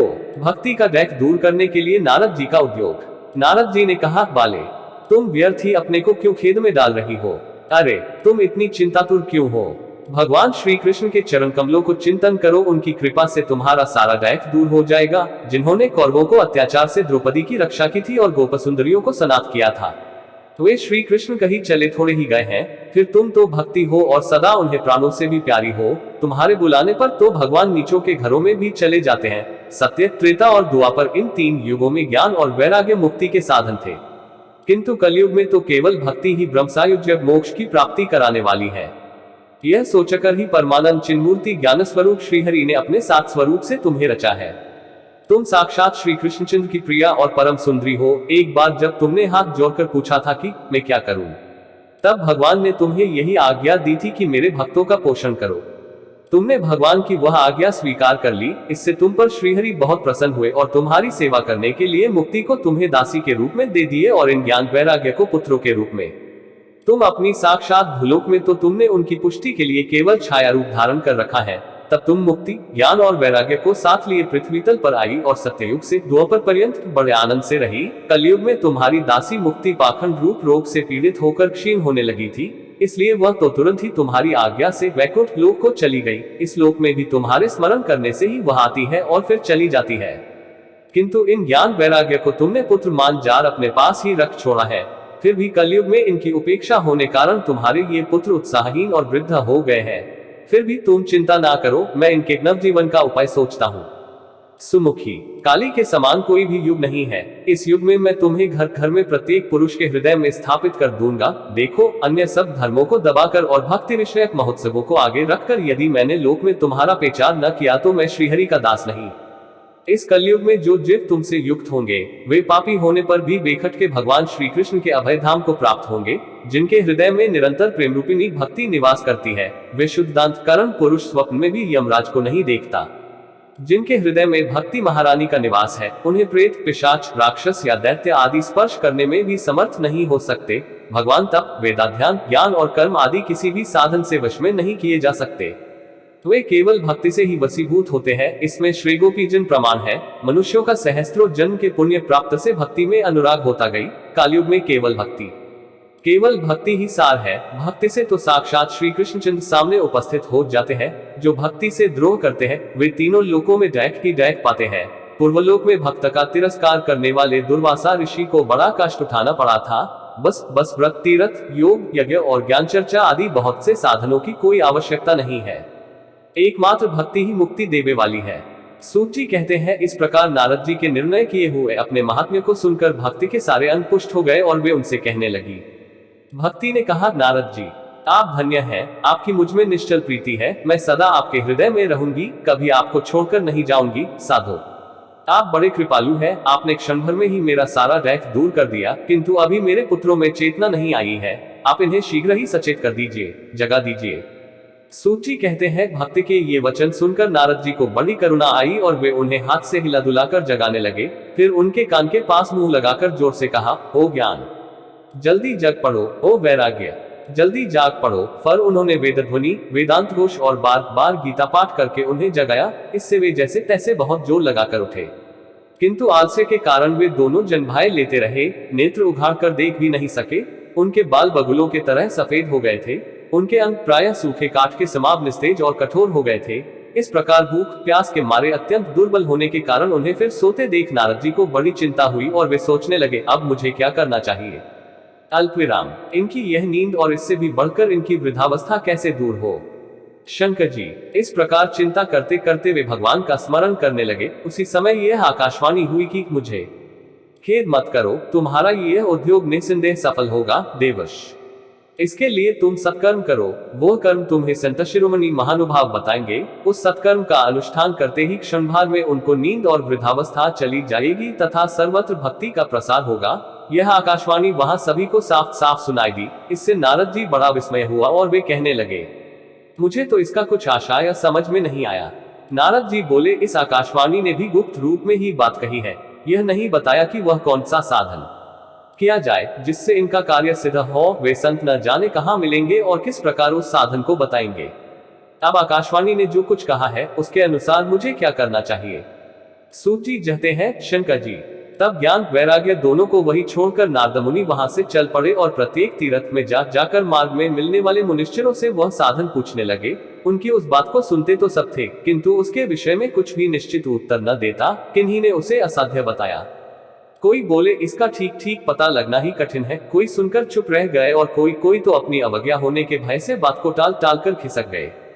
त्रिलोकी में महान आश्चर्यजनक हाहाकार मच गया। लोग आपस में जानफूसी करने लगे, भाई जब वेदध्वनि, वेदांत घोष और बार बार गीता पाठ सुनाने पर भी भक्ति, ज्ञान और वैराग्य ये तीनों नहीं जगाए जा सके, तब और कोई उपाय नहीं है। स्वयं योगीराज नारद को भी जिसका ज्ञान नहीं है उसे दूसरे संसारी लोग कैसे बता सकते हैं। इस प्रकार जिन जिन ऋषियों से इसके विषय में पूछा गया, उन्होंने निर्णय करके यही कहा कि यह बात असाध्य ही है। तब नारद जी बहुत चिंतातुर हुए और बद्रीवन में आए। ज्ञान वैराग्य को जगाने के लिए वहां उन्होंने अपने सामने करोड़ सूर्यों के समान तेजस्वी सनकादि मुनीश्वर दिखाई दिए। उन्हें देखकर वे मुनिश्रेष्ठ कहने लगे। नारद जी कहा, महात्माओं, इस समय बड़े भाग्य से मेरा आप लोगों के साथ समागम हुआ है। आप मुझ पर कृपा करके शीघ्र ही वह साधन बताइए। आप सभी लोग बड़े योगी, बुद्धिमान और विद्वान हैं। आप देखने में 5-5 वर्ष के बालक से जान पड़ते हैं, किंतु है पूर्वजों के भी पूर्वज। आप लोग सदा वैकुंठ धाम में निवास करते हैं, निरंतर हरि कीर्तन में तत्पर रहते हैं, भगवत लीलामृत का रसास्वादन कर सदा उसी में उन्मत्त रहते हैं और एकमात्र भगवत कथा ही आपके जीवन का आधार है।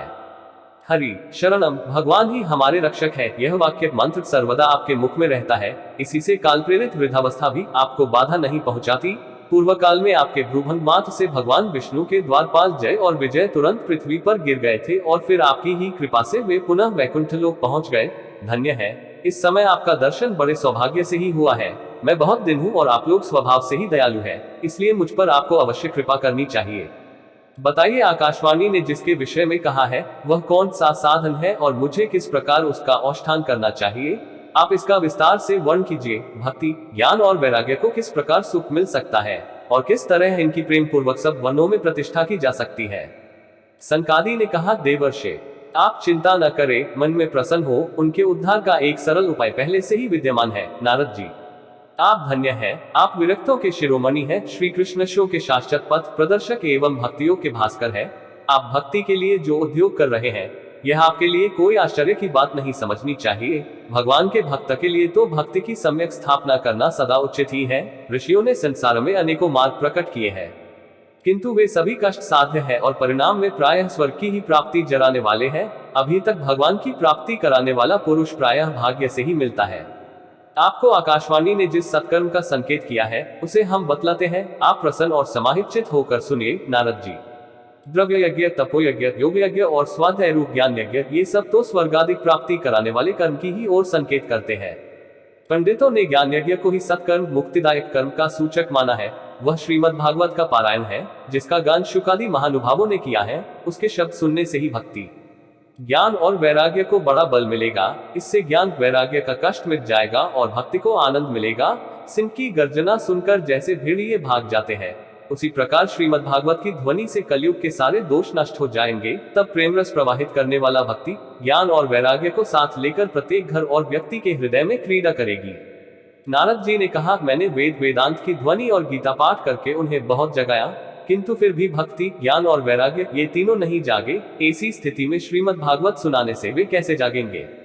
क्योंकि उस कथा के प्रत्येक श्लोक और प्रत्येक पद में भी वेदों का ही तो सारांश है। आप लोग शरणागत वत्सल है तथा आपका दर्शन कभी व्यर्थ नहीं होता, इसलिए यह संदेह दूर कर दीजिए, इस कार्य में विलंब न कीजिए। सनकादि ने कहा, श्रीमद् भागवत की कथा वेद और उपनिषदों के सार से बनती है, इसलिए उनसे अलग उनकी फलरूपा होने के कारण वह बड़ी उत्तम जान पड़ती है। जिस प्रकार रस वृक्ष को जड़ से लेकर शाखाग्र पर्यंत रहता है, किंतु इस स्थिति में उसका आस्वादन नहीं किया जा सकता, वही जब अलग होकर फल के रूप में आ जाता है तब संसार में सभी को प्रिय लगने लगता है। दूध में घी रहता ही है, किंतु उस समय उसका अलग स्वाद नहीं मिलता, वही जब उससे अलग हो जाता है तब देवताओं के लिए भी स्वादवर्धक हो जाता है। खांड ईख के ओर छोर और बीच में भी व्याप्त रहती है, तथापि अलग होने पर उसकी कुछ और ही मिठास होती है। ऐसी ही यह भागवत की कथा है। यह भागवत पुराण वेदों के समान है। श्री व्यासदेव ने इसे भक्ति, ज्ञान और वैराग्य की स्थापना के लिए प्रकाशित किया है। पूर्व काल में जिस समय वेद वेदांत के पारगामी और गीता की रचना करने वाले भगवान व्यासदेव खिन्न होकर अज्ञान समुद्र में गोता खा रहे थे, उस समय आपने ही उन्हें 4 श्लोकों में इसका उपदेश किया था। उसे सुनते ही उनकी सारी चिंता दूर हो गई थी। फिर इसमें आपको आश्चर्य क्यों हो रहा है जो आप हमसे प्रश्न कर रहे हैं? आपको उन्हें शोक और दुख का विनाश करने वाला श्रीमद् भागवत पुराण ही सुनाना चाहिए। नारद जी ने कहा, महानुभावों, आपका दर्शन जीव के संपूर्ण पापों को तत्काल नष्ट कर देता है और जो संसार दहखरूप दावानल तपे हुए हैं उन पर शीघ्र ही शांति की वर्षा करता है। आप निरंतर शेष जी के सहस्त्र मुखों से गाये हुए भागवत कथामृत का ही पान करते हैं। मैं प्रेमलक्षण भक्ति का प्रकाश करने के उद्देश्य से आपकी शरण लेते हैं। जब अनेकों जन्मों के संचित पुण्य पुंज उदय होने से मनुष्य को सत्संग मिलता है, तब वह उसके अज्ञानजन के नीति, मोह और मदरूप अंधकार का नाश करके विवेक उदय होता है।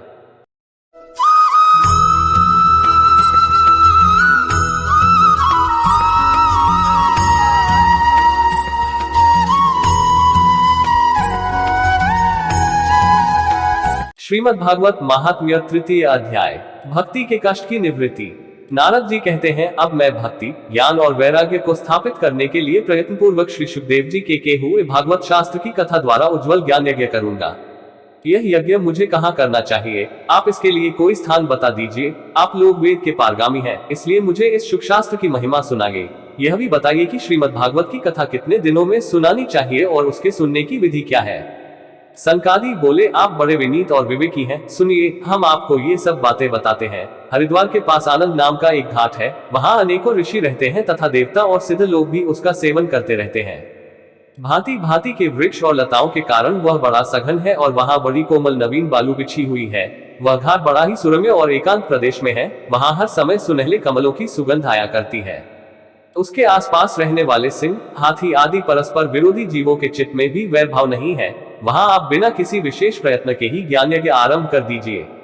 उस स्थान पर कथा में अपूर्व रस का उदय होगा। भक्ति भी अपनी आंखों के ही सामने निर्बल और जराजीर्ण अवस्था में पड़े हुए ज्ञान और वैराग्य को साथ लेकर वहां आ जाएगी, क्योंकि जहां भी श्रीमद् भागवत की कथा होती है वहां ये भक्ति आदि अपने आप पहुंच जाते हैं। वहां कानों में कथा के शब्द पढ़ने से ये तीनों तरुण हो जाएंगे।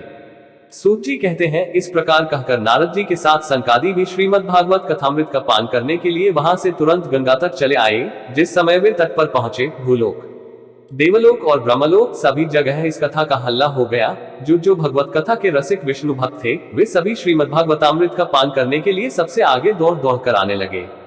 भृगु, वशिष्ठ, च्यवन, गौतम, मेधातिथि, देवल, देवरात, परशुराम, विश्वामित्र, शाकल, मार्कंडेय, दत्तात्रेय, पिप्पलाद, योगेश्वर, व्यास और पराशर, छायाशुक, जाजली और जहनु आदि सभी प्रधान मुनिगण अपने अपने पुत्र, शिष्य और स्त्रियों समेत बड़े प्रेम से वहां आए। इनके सिवा वेद, वेदांत, उपनिषद, मंत्र, तंत्र, 17 पुराण और 6 शास्त्र भी मूर्तिमान होकर वहां उपस्थित हुए। गंगा आदि नदियां, पुष्कर आदि सरोवर, कुरुक्षेत्र आदि समस्त क्षेत्र, सारी दिशाएं, दंडक आदि वन, हिमालय आदि पर्वत तथा देव, गंधर्व और दानव आदि सभी कथा सुनने चले आए। जो लोग अपने गौरव के कारण नहीं आए, महर्षि भृगु उन्हें समझा बुझाकर ले आए। तब कथा सुनाने के लिए दीक्षित होकर श्री कृष्ण परायण सनकादि नारद जी के दिए हुए श्रेष्ठ आसन पर विराजमान हुए। उस समय सभी श्रोताओं ने उनकी वंदना की। श्रोताओं में वैष्णव, विरक्त, सन्यासी और ब्रह्मचारी लोग आगे बैठे और उन सबके आगे नारद जी विराजमान हुए।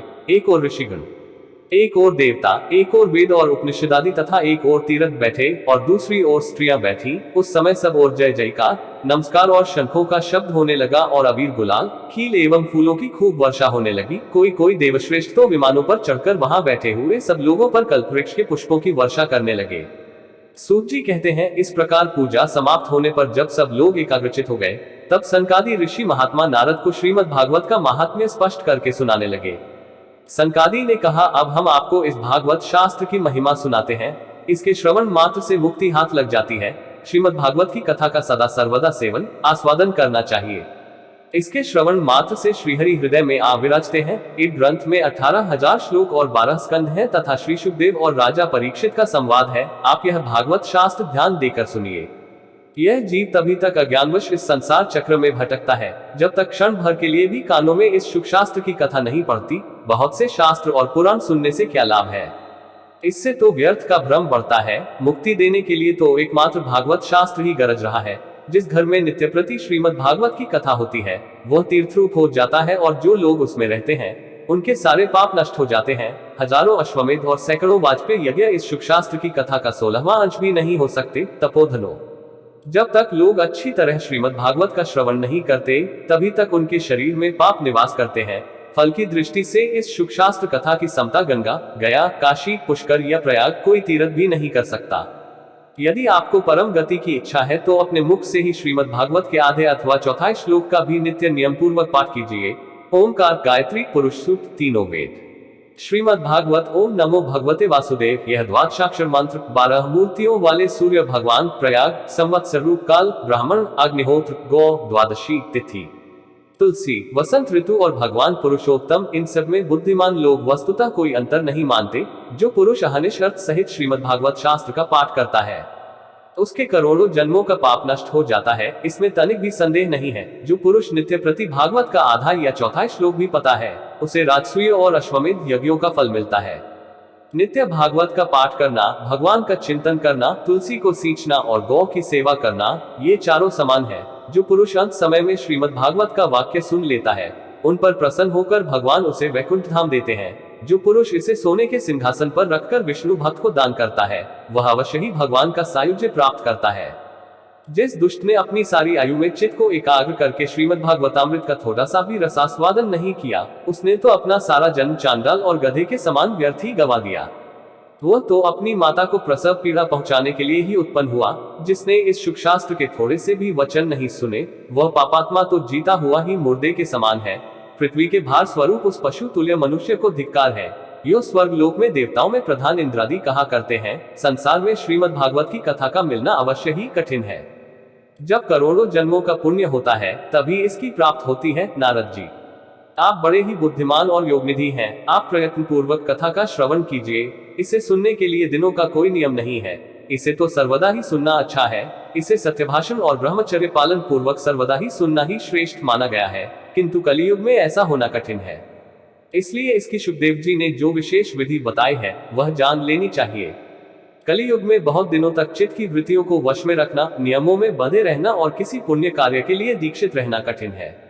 इसलिए सप्ताह श्रवण की विधि है। श्रद्धा पूर्वक कभी भी श्रवण करने से अथवा माघ मास में श्रवण करने से जो फल होता है, वही फल श्री शुकदेव जी ने सप्ताह श्रवण में निर्धारित किया है।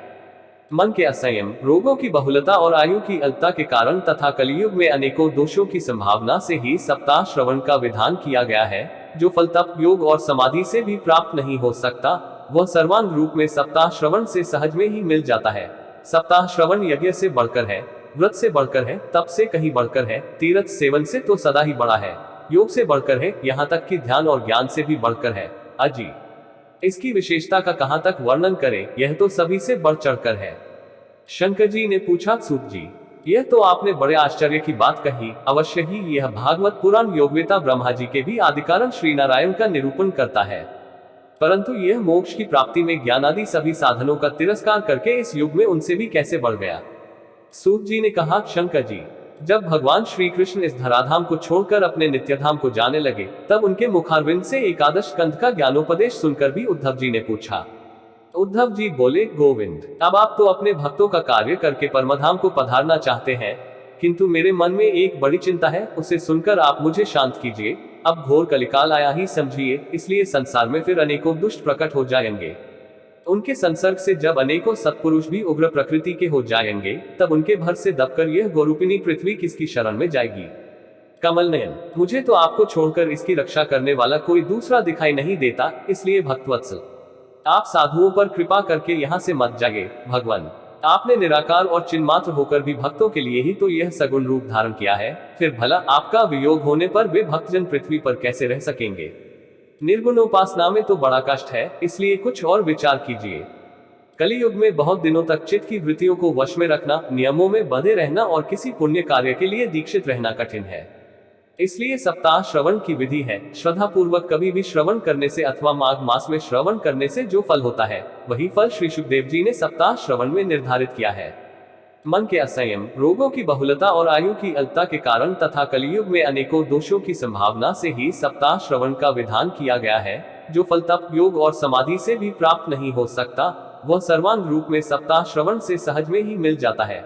सप्ताह श्रवण यज्ञ से बढ़कर है, व्रत से बढ़कर है, तप से कहीं बढ़कर है, तीर्थ सेवन से तो सदा ही बड़ा है, योग से बढ़कर है, यहाँ तक कि ध्यान और ज्ञान से भी बढ़कर है। अजी, इसकी विशेषता का कहाँ तक वर्णन करें, यह तो सभी से बढ़ चढ़कर है।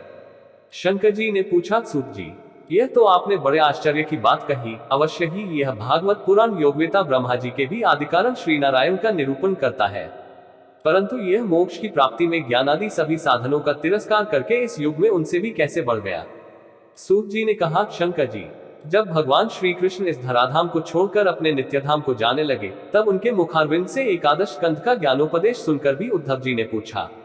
उद्धव जी बोले, गोविंद, अब आप तो अपने भक्तों का कार्य करके परमधाम को पधारना चाहते हैं, किंतु मेरे मन में एक बड़ी चिंता है, उसे सुनकर आप मुझे शांत कीजिए। अब घोर कलिकाल आया ही समझिए, इसलिए संसार में फिर अनेकों दुष्ट प्रकट हो जाएंगे। उनके संसर्ग से जब अनेकों सत्पुरुष भी उग्र प्रकृति के हो जाएंगे, तब उनके भर से दबकर यह गौरूपिणी पृथ्वी किसकी शरण में जाएगी।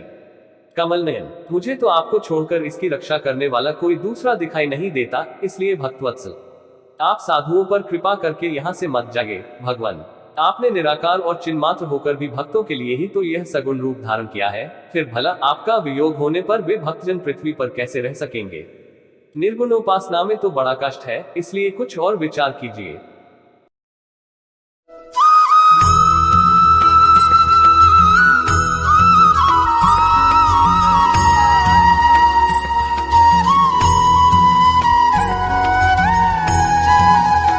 श्रीमद् भागवत महात्म्य चतुर्थ अध्याय, गोकर्णोपाख्यान प्रारंभ। सूत जी कहते हैं, मुनिवर, उस समय अपने भक्तों के चित्त में अलौकिक भक्ति का प्रादुर्भाव हुआ देख भक्तवत्सल श्री भगवान अपना धाम छोड़कर वहां पधारे। उनके गले में वनमाला शोभा पा रही थी। श्रीअंग सजल जलधर के समान श्यामवर्ण था, उस पर मनोहर पीताम्बर सुशोभित था, कटिप प्रदेश करधनी की लड़ियों से सुसज्जित था, सिर पर मुकुट की लटक और कानों में कुंडलों की झलक देखते ही बनती थी।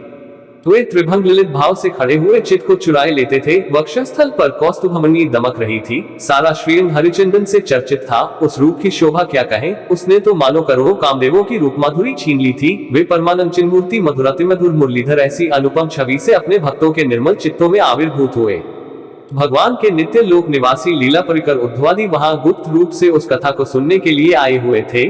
प्रभु के प्रकट होते ही चारों ओर जय हो जय हो की ध्वनि होने लगी। उस समय भक्ति रस का अद्भुत प्रवाह चला, बार बार अबीर गुलाल और पुष्पों की वर्षा तथा शंख ध्वनि होने लगी।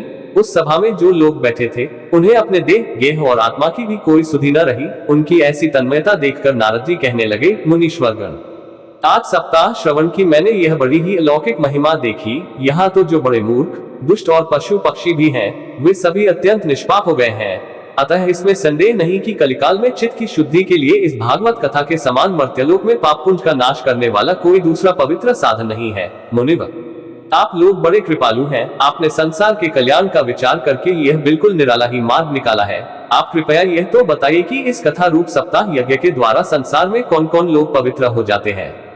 संकादी ने कहा, जो लोग सदा तरह तरह के पाप किया करते हैं, निरंतर दुराचार में ही तत्पर रहते हैं और उल्टे मार्गों से चलते हैं, तथा जो क्रोधाग्नि से जलते रहने वाले कुटिल और कामपरायण हैं, वे सभी इस कलियुग में सप्ताह यज्ञ से पवित्र हो जाते हैं। जो सत्य से च्युत, माता पिता की निंदा करने वाले, तृष्णा के मारे व्याकुल, आश्रम धर्म से रहित, दंभी, दूसरों की उन्नति देखकर कुढ़ने वाले और दूसरों को दैख देने वाले हैं, वे भी कलियुग में सप्ताह यज्ञ से पवित्र हो जाते हैं।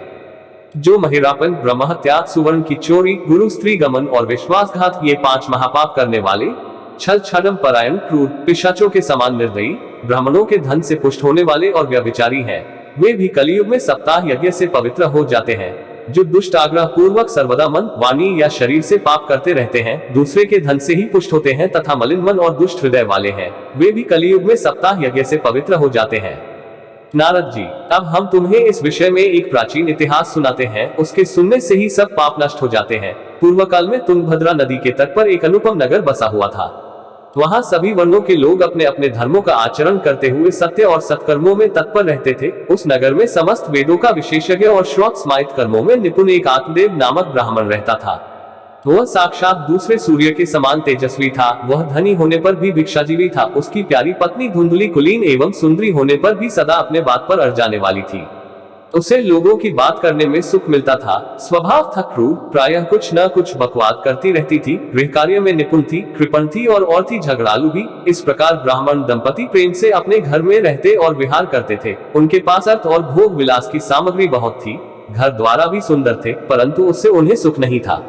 जब अवस्था बहुत ढल गई, तब उन्होंने संतान के लिए तरह तरह के पुण्य कर्म आरंभ किए और वे दीन दुखियों को गो, पृथ्वी, सुवर्ण और वस्त्रादि दान करने लगे। इस प्रकार धर्म मार्ग में उन्होंने अपना आधा धन समाप्त कर दिया।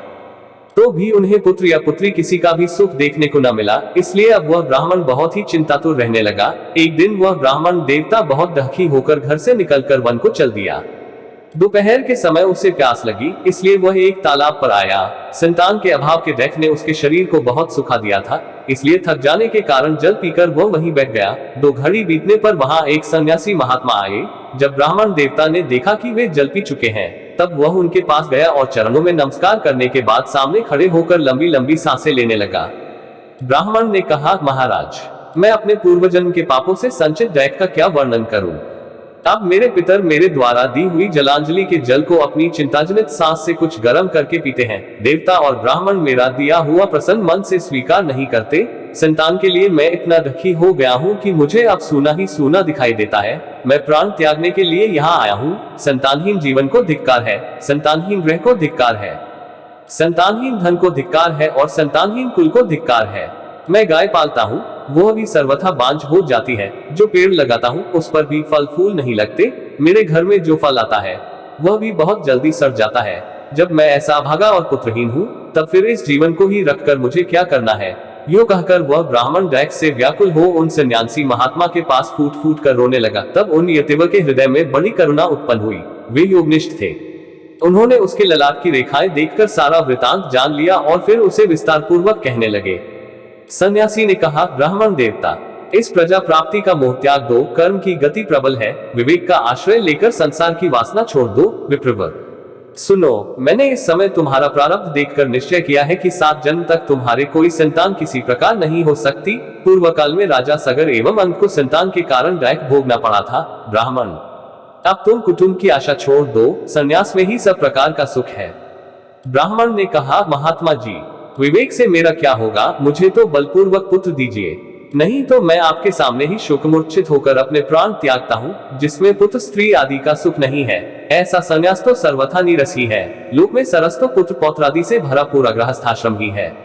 ब्राह्मण का ऐसा आग्रह देखकर उन तपोधन ने कहा, विधाता के लेख को मिटाने का हठ करने से राजा चित्रकेतु को बड़ा कष्ट उठाना पड़ा था। इसलिए देव जिसके उद्योग को कुचल देता है, उस पुरुष के समान तुम्हें भी पुत्र से सुख नहीं मिल सकेगा। तुमने तो बड़ा हठ पकड़ रखा है और अर्थी के रूप में तुम मेरे सामने उपस्थित हो। ऐसी दशा में मैं तुमसे क्या कहूँ।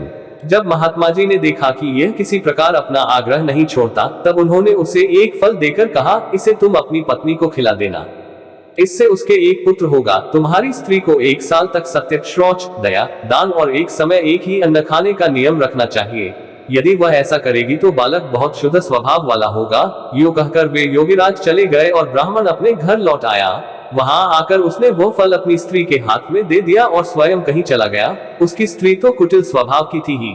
वह रो रोकर अपनी एक सखी से कहने लगी, सखी, मुझे तो बड़ी चिंता हो गई। मैं तो यह फल नहीं खाऊंगी। फल खाने से गर्भ रहेगा और गर्भ से पेट बढ़ जाएगा, फिर कुछ खाया पिया जाएगा नहीं। इससे मेरी शक्ति क्षीण हो जाएगी। तब बता, घर का धंधा कैसे होगा। और दैववश यदि कहीं गांव में डाकुओं का आक्रमण हो गया तो गर्भिणी स्त्री कैसे भागेगी। यदि सुखदेव जी की तरह यह गर्भ भी पेट में ही रह गया तो इसे बाहर कैसे निकाला जाएगा, और कहीं प्रसवकाल के समय वह टेढ़ा हो गया तो फिर प्राणों से ही हाथ धोना पड़ेगा। यूं भी प्रसव के समय बड़ी भयंकर पीड़ा होती है। मैं सुकुमारी भला यह सब कैसे सह सकूंगी। मैं जब दुर्बल पड़ जाऊंगी तब नंदरानी आकर घर का माल मता समेत ले जाएंगी, और मुझसे तो सत्य शौचादि नियमों का पालन होना भी कठिन ही जान पड़ता है। जो स्त्री बच्चा जनती है उसे उस बच्चे के लालन पालन में भी बड़ा कष्ट होता है। मेरे विचार से तो वंध्या या विधवा स्त्रियां ही सुखी हैं। मन में ऐसे ही तरह तरह के कुतर्क उठने से उसने वह फल नहीं खाया, और जब उसके पति ने पूछा फल खा लिया, तब उसने कह दिया हाँ खा लिया। एक दिन उसकी बहन अपने आप ही उसके घर आई। तब उसने अपनी बहन को सारा वृतांत सुनाकर कहा कि मेरे मन में इसकी बड़ी चिंता है। मैं इस डैक के कारण दिनों दिन दुबली हो रही हूँ। बहन, मैं क्या करूं? बहन ने कहा, मेरे पेट में बच्चा है, प्रसव होने पर वह बालक मैं तुझे दे दूंगी। तब तक तू गर्भवती के समान घर में गुप्त रूप से सुख से रह। तू मेरे पति को कुछ धन दे देगी तो वे तुझे अपना बालक दे देंगे। हम ऐसी युक्ति करेगी कि जिसमें सब लोग यही कहें कि इसका बालक 6 महीने का होकर मर गया, और मैं नित्य प्रति तेरे घर आकर उस बालक का पालन पोषण करती रहूंगी। तो इस समय इसकी जांच करने के लिए ये फल गौ को खिला दे। ब्राह्मणी ने स्त्री स्वभाववश जो उसकी बहन ने कहा था वैसे ही सब किया। इसके पश्चात समयानुसार जब उस स्त्री के पुत्र हुआ तब उसके पिता ने चुपचाप लाकर उसे धुंधुली को दे दिया, और उसने आत्मदेव को सूचना दे दी कि मेरे सुखपूर्वक बालक हो गया है। इस प्रकार आत्मदेव के पुत्र हुआ सुनकर सब लोगों को बड़ा आनंद हुआ। ब्राह्मण ने उसका जातकर्म संस्कार करके ब्राह्मणों को दान दिया, और उसके द्वार पर गाना बजाना तथा अनेक प्रकार के मांगलिक कृत्य होने लगे। धुंधुली ने अपने पति से कहा, मेरे स्तनों में तो दूध ही नहीं है, फिर गौ आदि किसी अन्य जीव के दूध से मैं इस बालक का किस प्रकार पालन करूंगी। मेरी बहन के अभी बालक हुआ था, वो मर गया है, उसे बुलाकर अपने यहाँ रख ले तो वह आपके इस बच्चे का पालन पोषण कर लेगी। तब पुत्र की रक्षा के लिए आत्मदेव ने वैसा ही किया, तथा माता धुंधुली ने उस बालक का नाम धुंधुकारी रखा। इसके बाद 3 महीने बीतने पर उस गौ के भी एक मनुष्याकार बच्चा हुआ। वह सर्वांग सुंदर, दिव्य, निर्मल तथा सुवर्ण की सी कांति वाला था। उसे देखकर ब्राह्मण देवता को बड़ा आनंद हुआ, और उसने स्वयं ही उसके सब संस्कार किए। इस समाचार से और सब लोगों को भी बड़ा आश्चर्य हुआ, और वे बालक को देखने के लिए आए तथा आपस में कहने लगे, देखो भाई, अब आत्मदेव का कैसा भाग्य उदय हुआ है। कैसे आश्चर्य की बात है कि गौ के भी ऐसा दिव्य रूप बालक उत्पन्न हुआ है। दैवयोग से इस गुप्त रहस्य का किसी को भी पता न लगा। आत्मदेव ने उस बालक के गौ के से कान देखकर उसका नाम गोकर्ण रखा। कुछ काल बीतने पर वे दोनों बालक जवान हो गए। उनमें गोकर्ण तो बड़ा पंडित और ज्ञानी हुआ, किंतु धुंधुकारी बड़ा ही दुष्ट निकला। स्नान शौचादि ब्राह्मणोचित आचारों का उसमें नाम भी न था, और न खान पान का ही कोई परहेज था। क्रोध उसमें बहुत बड़ा चढ़ा था। वह बुरी बुरी वस्तुओं का संग्रह किया करता था। मुर्दे के हाथ से छुआया हुआ अन्न भी खा लेता था। दूसरों की चोरी करना और सब लोगों से द्वेष बढ़ाना उसका स्वभाव बन गया था। छिपे छिपे वह दूसरों के घरों में आग लगा देता था। दूसरों के बालकों को खिलाने के लिए गोद में लेता और उन्हें चक कुएं में डाल देता। हिंसा का उसे व्यसन सा हो गया था। हर समय वह अस्त्र शस्त्र धारण किए रहता और बेचारे अंधे और दीन डहकियों को व्यर्थ तंग करता। चांडालों से उसका विशेष प्रेम था।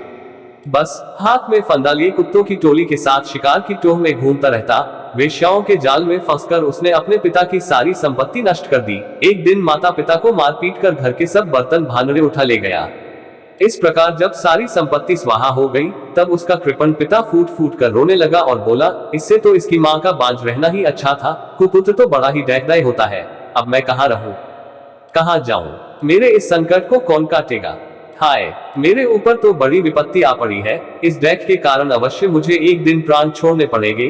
उसी समय परम ज्ञानी गोकर्ण जी वहां आए और उन्होंने पिता को वैराग्य का उपदेश करते हुए बहुत समझाया। वे बोले, पिताजी, यह संसार असार है, यह अत्यंत डैक रूप और मोह में डालने वाला है। पुत्र किसका, धन किसका? स्नेहवान पुरुष रात दिन दीपक के समान जलता रहता है। सुख न तो इंद्र को है और न चक्रवर्ती राजा को ही।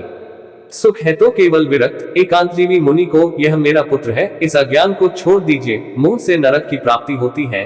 यह शरीर तो नष्ट होगा ही, इसलिए सब कुछ छोड़कर वन में चले जाइए। गोकर्ण के वचन सुनकर आत्मदेव वन में जाने के लिए तैयार हो गया और उनसे कहने लगा, बेटा, वन में रहकर मुझे क्या करना चाहिए, यह मुझसे विस्तार पूर्वक कहो। मैं बड़ा मूर्ख हूँ। अब तक कर्मवश स्नेहपाश में बंधा हुआ अपंत की भांति इस घर रूप अंधेरे कुएं में ही पड़ा रहा हूँ। तुम बड़े दयालु हो, इससे मेरा उद्धार करो। गोकर्ण ने कहा, पिताजी, यह शरीर हड्डी, मांस और रुधिर का पिंड है। इसे आप, मैं मानना छोड़ दें और स्त्री पुत्रादि को अपना कभी न माने। इस संसार को रात दिन क्षणभंगुर देखें, इसकी किसी भी वस्तु को स्थायी समझकर उसमें राग न करें। बस एकमात्र वैराग्य रस के रसिक होकर भगवान की भक्ति में लगे रहें। भगवत भजन ही सबसे बड़ा धर्म है। निरंतर उसी का आश्रय लिए रहें। अन्य सब प्रकार के लौकिक धर्मों से मुख मोड़ लें। सदा साधुजनों की सेवा करें। भोगों की लालसा को पास न फटकने दें तथा जल्दी से जल्दी दूसरों के गुण दोषों का विचार करना छोड़कर एकमात्र भगवत सेवा और भगवान की कथाओं के रस का ही पान करें। इस प्रकार पुत्र की वाणी से प्रभावित होकर आत्मदेव ने घर छोड़ दिया और वन की यात्रा की। आत्मदेव ने घर छोड़ दिया और वन की यात्रा की। यद्यपि उसकी आयु उस समय 60 वर्ष की हो चुकी थी, फिर भी बुद्धि में पूरी दृढ़ता थी। वहां रात दिन भगवान की सेवा पूजा करने से और नियम पूर्वक भागवत के दशम स्कंध का पाठ करने से उसने भगवान श्री कृष्णचंद्र को प्राप्त कर लिया।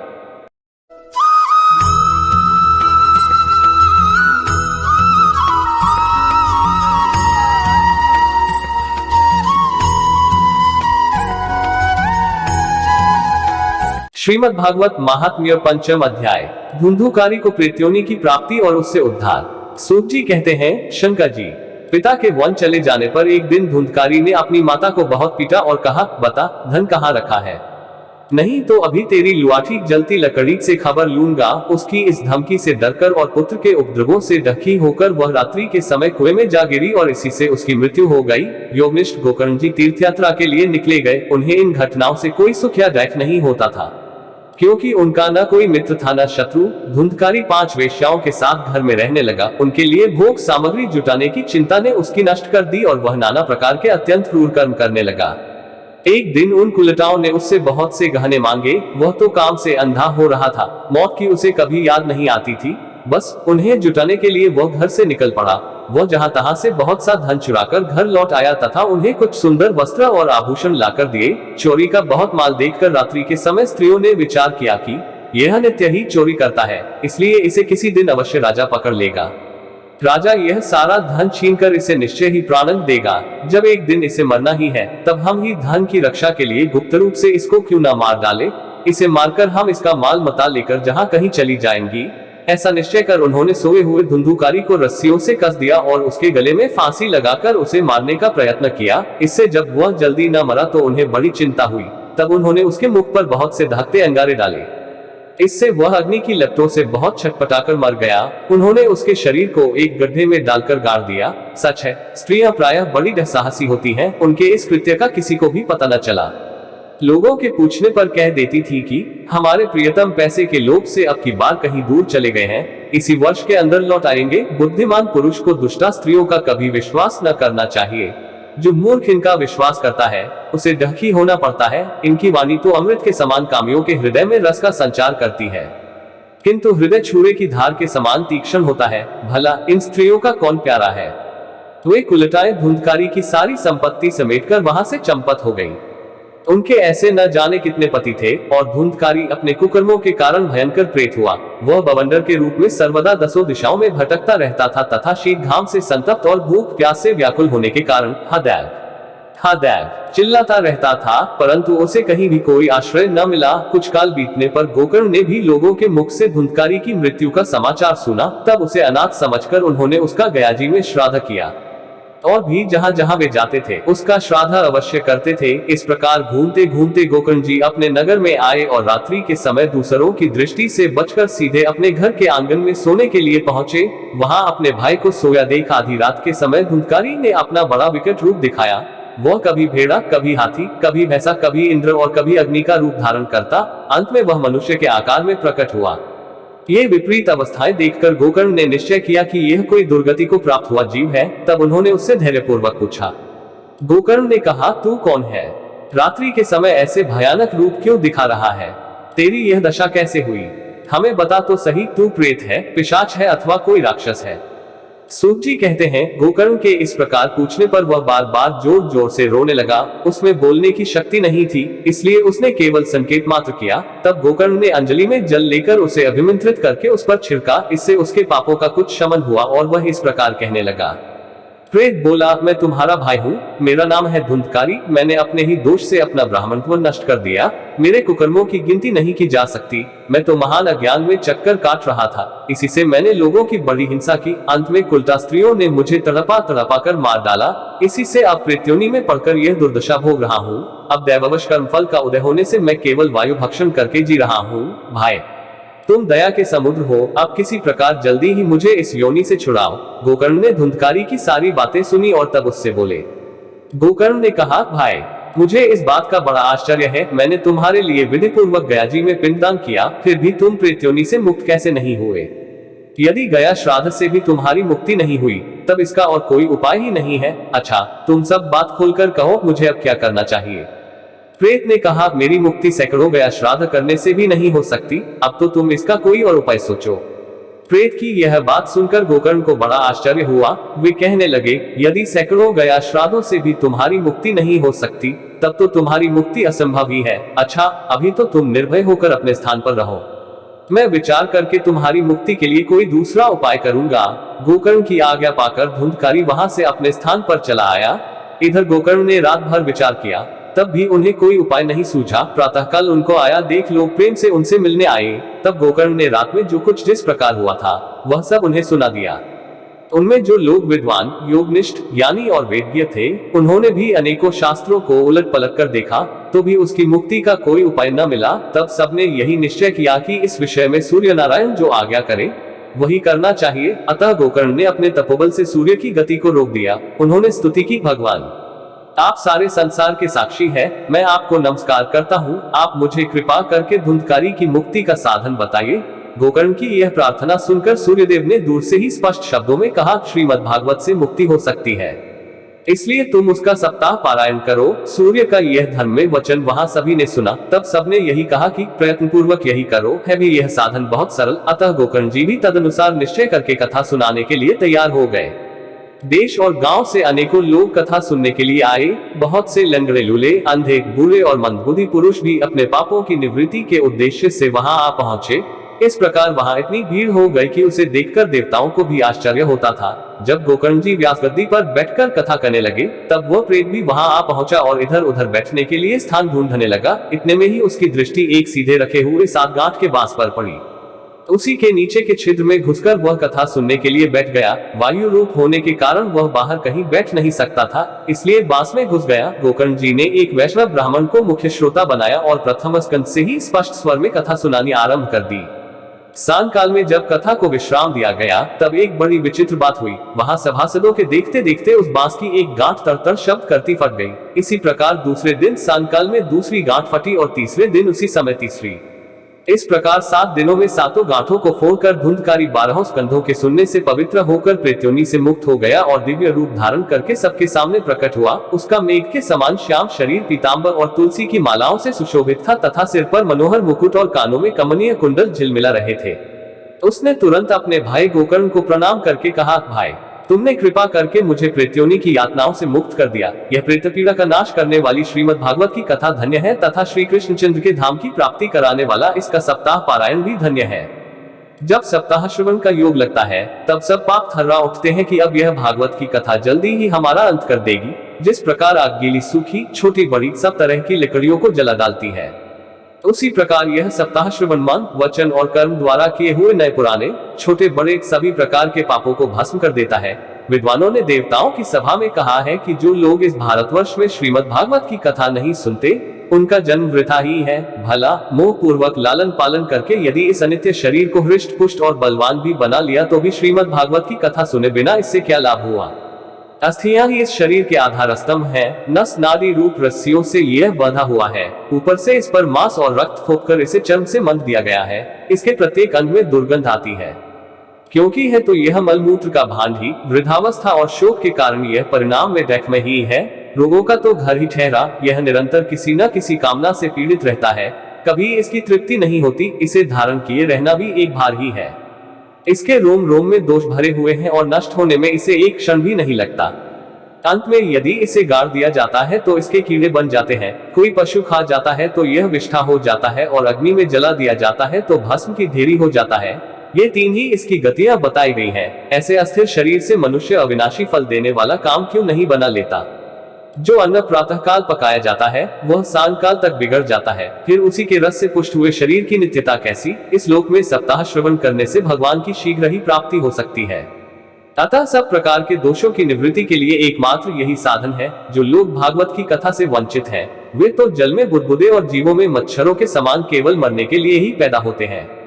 भला प्रभाव से जड़ और सूखे हुए बांस की गांठें फट सकती हैं, उस भागवत कथा का श्रवण करने से चित्त की गांठों का खुल जाना कौन बड़ी बात है? सप्ताह श्रवण करने से मनुष्य के हृदय की गांठ खुल जाती है, उसके समस्त संशय छिन्न भिन्न हो जाते हैं और सारे कर्म क्षीण हो जाते हैं। यह भागवत कथा रूप तीर्थ संसार के कीचड़ को धोने में बड़ा ही पटु है। विद्वानों का कथन है कि जब यह हृदय में स्थित हो जाता है तब मनुष्य की मुक्ति निश्चित ही समझनी चाहिए। जिस समय धुंधकारी ये सब बातें कह रहा था, जिसके लिए वैकुंठवासी पार्षदों के सहित एक विमान उतरा, उससे सब और मंडलाकार प्रकाश फैल रहा था। सब लोगों के सामने ही धुंधकारी उस विमान पर चढ़ गया। तब उस विमान पर आए हुए पार्षदों को देखकर उनसे गोकर्ण ने यह बात कही। गोकर्ण ने पूछा, भगवान के प्रिय पार्षदों, यहाँ हमारे अनेकों शुद्ध हृदय श्रोतागण हैं, उन सब के लिए आप लोग एक साथ बहुत से विमान क्यों नहीं लाए? हम देखते हैं कि यहाँ सभी ने समान रूप से कथा सुनी है, फिर फल में इस प्रकार का भेद क्यों हुआ, यह बताइए। भगवान के सेवकों ने कहा, हे मांद, इस फल भेद का कारण इनके श्रवण का भेद ही है। यह ठीक है कि श्रवण तो सबने समान रूप से ही किया है, किंतु इसके जैसा मनन नहीं किया। इसी से एक साथ भजन करने पर भी उसके फल में भेद रहा। इस प्रेत ने 7 दिनों तक निराहार रहकर श्रवण किया था तथा सुने हुए विषय स्थिरचित से यह खूब मनन निधिध्यासन भी करता रहता था। जो ज्ञान दृढ़ नहीं होता वो व्यर्थ हो जाता है। इसी प्रकार ध्यान न देने से, श्रवण का, संदेह से, मंत्र का और चित्त के इधर उधर भटकते रहने से जप का भी कोई फल नहीं होता। वैष्णवहीन देश, अपात्र को कराया हुआ श्राद्ध का भोजन, अश्रोत्रिय को दिया हुआ दान एवं आचारहीन कुल, इन सब का नाश हो जाता है। गुरु वचनों में विश्वास, दीनता का भाव, मन के दोषों पर विजय और कथा में चित्त की एकाग्रता इत्यादि नियमों का यदि पालन किया जाए तो श्रवण का यथार्थ फल मिलता है। यदि ये श्रोता फिर से श्रीमद् भागवत की कथा सुने तो निश्चय ही सबको वैकुंठ की प्राप्ति होगी। और गोकर्ण जी, आपको तो भगवान स्वयं आकर गोलोकधाम में ले जाएंगे। यूं कहकर वे सब पार्षद हरि कीर्तन करते वैकुंठ लोक को चले गए। श्रावण मास में गोकर्ण जी ने फिर उसी प्रकार सप्ताहक्रम से कथा कही और उन श्रोताओं ने उसे फिर सुना। नारद जी, इस कथा की समाप्ति पर जो कुछ हुआ वो सुनिए। वहां भक्तों से भरे हुए विमानों के साथ भगवान प्रकट हुए। सब ओर से खूब जय जयकार और नमस्कार की ध्वनियां होने लगी। भगवान स्वयं हर्षित होकर अपने 5 जन्य शंख की ध्वनि करने लगे और उन्होंने गोकर्ण को हृदय से लगाकर अपने ही समान बना लिया। उन्होंने क्षण भर में ही अन्य सब श्रोताओं को भी मेघ के समान श्यामवन, रेशमी पीतांबरधारी तथा किरीट और कुंडलादि से विभूषित कर दिया। उस गांव में कुत्ते और चांडाल पर्यंत जितने भी जीव थे वे सभी गोकर्ण जी की कृपा से विमानों पर चढ़ा लिए गए तथा जहां योगीजन जाते हैं उस भगवत धाम में वे भेज दिए गए। इस प्रकार भक्तवत्सल भगवान श्री कृष्ण कथा श्रवण से प्रसन्न होकर गोकर्ण जी को साथ ले अपने ग्वाल बालों के प्रिय गोलोक धाम में चले गए। पूर्व काल में जैसे अयोध्यावासी भगवान श्री राम के साथ साकेत धाम सिधारे थे, उसी प्रकार भगवान श्री कृष्ण उन सबको योगी दुर्लभ गोलोक धाम को ले गए। जिस लोक में सूर्य, चंद्रमा और सिद्धों की भी कभी गति नहीं हो सकती, उसमें वे श्रीमद् भागवत श्रवण करने से चले गए। नारद जी, सप्ताह यज्ञ के द्वारा कथा श्रवण करने से जैसा उज्जवल फल संचित होता है उसके विषय में हम आपसे क्या कहें। ताजी, जिन्होंने अपने कर्णपुट से गोकर्ण जी की कथा के एक अक्षर का भी पान किया था वे फिर माता के गर्भ में नहीं आए। जिस गति को लोग वायु, जल या पत्ते खाकर शरीर सुखाने से, बहुत काल तक घोर तपस्या करने से और योगाभ्यास से भी नहीं पा सकते, उसे वे सप्ताह श्रवण से सहज में ही प्राप्त कर लेते हैं। परम पवित्र इतिहास का पाठ चित्रकूट पर विराजमान मुनीश्वर शांडिल्य भी ब्रह्मानंद में मग्न होकर करते रहते हैं। यह कथा बड़ी ही पवित्र है, एक बार के श्रवण से ही समस्त पापराशि को भस्म कर देती है। यदि इसका श्राद्ध के समय पाठ किया जाए तो इससे पितृगण को बड़ी तृप्ति होती है और नित्य पाठ करने से मोक्ष की प्राप्ति होती है।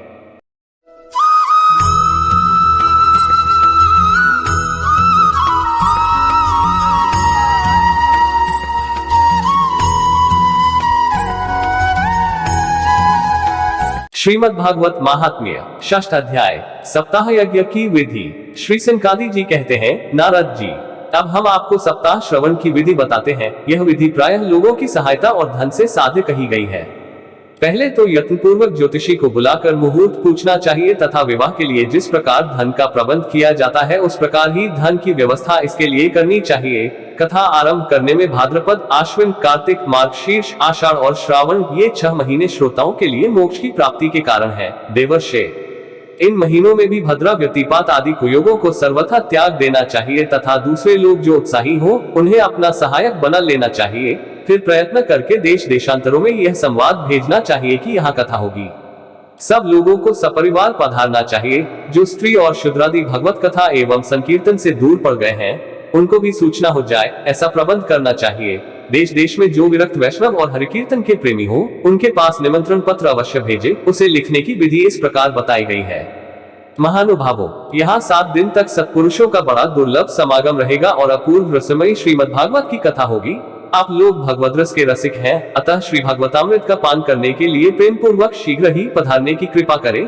यदि आपको विशेष अवकाश न हो तो भी एक दिन के लिए तो अवश्य ही कृपा करनी चाहिए, क्योंकि यहाँ का तो एक क्षण भी अत्यंत दुर्लभ है। इस प्रकार विनय पूर्वक उन्हें निमंत्रित करें और जो लोग आए उनके लिए यथोचित निवास स्थान का प्रबंध करें। कथा का श्रवण किसी तीर्थ में, वन में अथवा अपने घर भी अच्छा माना गया है। जहाँ लंबा चौड़ा मैदान हो वही कथा स्थल रखना चाहिए। भूमि का शोधन, मार्जन और लेपन करके रंग बिरंगी धातुओं से चौक पूरे। घर की सारी सामग्री उठाकर एक कोने में रख दे। 5 दिन पहले से ही यत्नपूर्वक बहुत से बिछाने के वस्त्र एकत्र कर ले तथा केले के खंभों से सुशोभित एक ऊंचा मंडप तैयार कराए। उसे सब ओर फल, पुष्प, पत्र और चंदोवे से अलंकृत करे तथा चारों ओर झंडियां लगाकर तरह तरह के सामानों से सजा दे। उस मंडप में कुछ ऊंचाई पर 7 विशाल लोकों की कल्पना करे और उनमें विरक्त ब्राह्मणों को बुला बुलाकर बैठाए। आगे की ओर उनके लिए वहां यथोचित आसन तैयार रखे। इनके पीछे वक्ता के लिए भी एक दिव्य सिंहासन का प्रबंध करे। यदि वक्ता का मुख उत्तर की ओर रहे तो श्रोता पूर्वाभिमुख होकर बैठे और यदि वक्ता पूर्वाभिमुख रहे तो श्रोता को उत्तर की ओर मुख करके बैठना चाहिए अथवा वक्ता और श्रोता को पूर्वमुख होकर बैठना चाहिए। देश काल आदि को जानने वाले महानुभावों ने श्रोता के लिए ऐसा ही नियम बताया है। जो वेद शास्त्र की स्पष्ट व्याख्या करने में समर्थ हो, तरह तरह के दृष्टांत दे सकता हो तथा विवेकी और अत्यंत निष्प्रिय हो, ऐसे विरक्त और विष्णु भक्त ब्राह्मण को वक्ता बनाना चाहिए। श्रीमद् भागवत के प्रवचन में ऐसे लोगों को नियुक्त नहीं करना चाहिए जो पंडित होने पर भी अनेक धर्मों के चक्कर में पड़े हुए स्त्री लंपट एवं पाखंड के प्रचारक हो। वक्ता के पास ही उसकी सहायता के लिए एक वैसा ही विद्वान और स्थापित करना चाहिए, वह भी सब प्रकार के संशयों की निवृत्ति करने में समर्थ और लोगों को समझाने में कुशल हो। कथा प्रारंभ के दिन से एक दिन पूर्व व्रत ग्रहण करने के लिए वक्ता को क्षौर करा लेना चाहिए तथा अरुणोदय के समय श्रौच से निवृत्त होकर अच्छी तरह स्नान करे और संध्यादि अपने नित्य कर्मों को संक्षेप से समाप्त करके कथा के विघ्नों की निवृत्ति के लिए गणेश जी का पूजन करे। तदनंतर पितृगण का तर्पण कर पूर्व पापों की शुद्धि के लिए प्रायश्चित करे और एक मंडल बनाकर उसमें श्रीहरि को स्थापित करे। फिर भगवान श्री कृष्ण को लक्ष्य करके मंत्रोच्चारण पूर्वक क्रमशः षोडशोपचार विधि से पूजन करे और उसके पश्चात प्रदक्षिणा तथा नमस्कार आदि कर इस प्रकार स्तुति करे। करुणा निधान, मैं संसार सागर में डूबा हुआ और बड़ा दीन हूँ।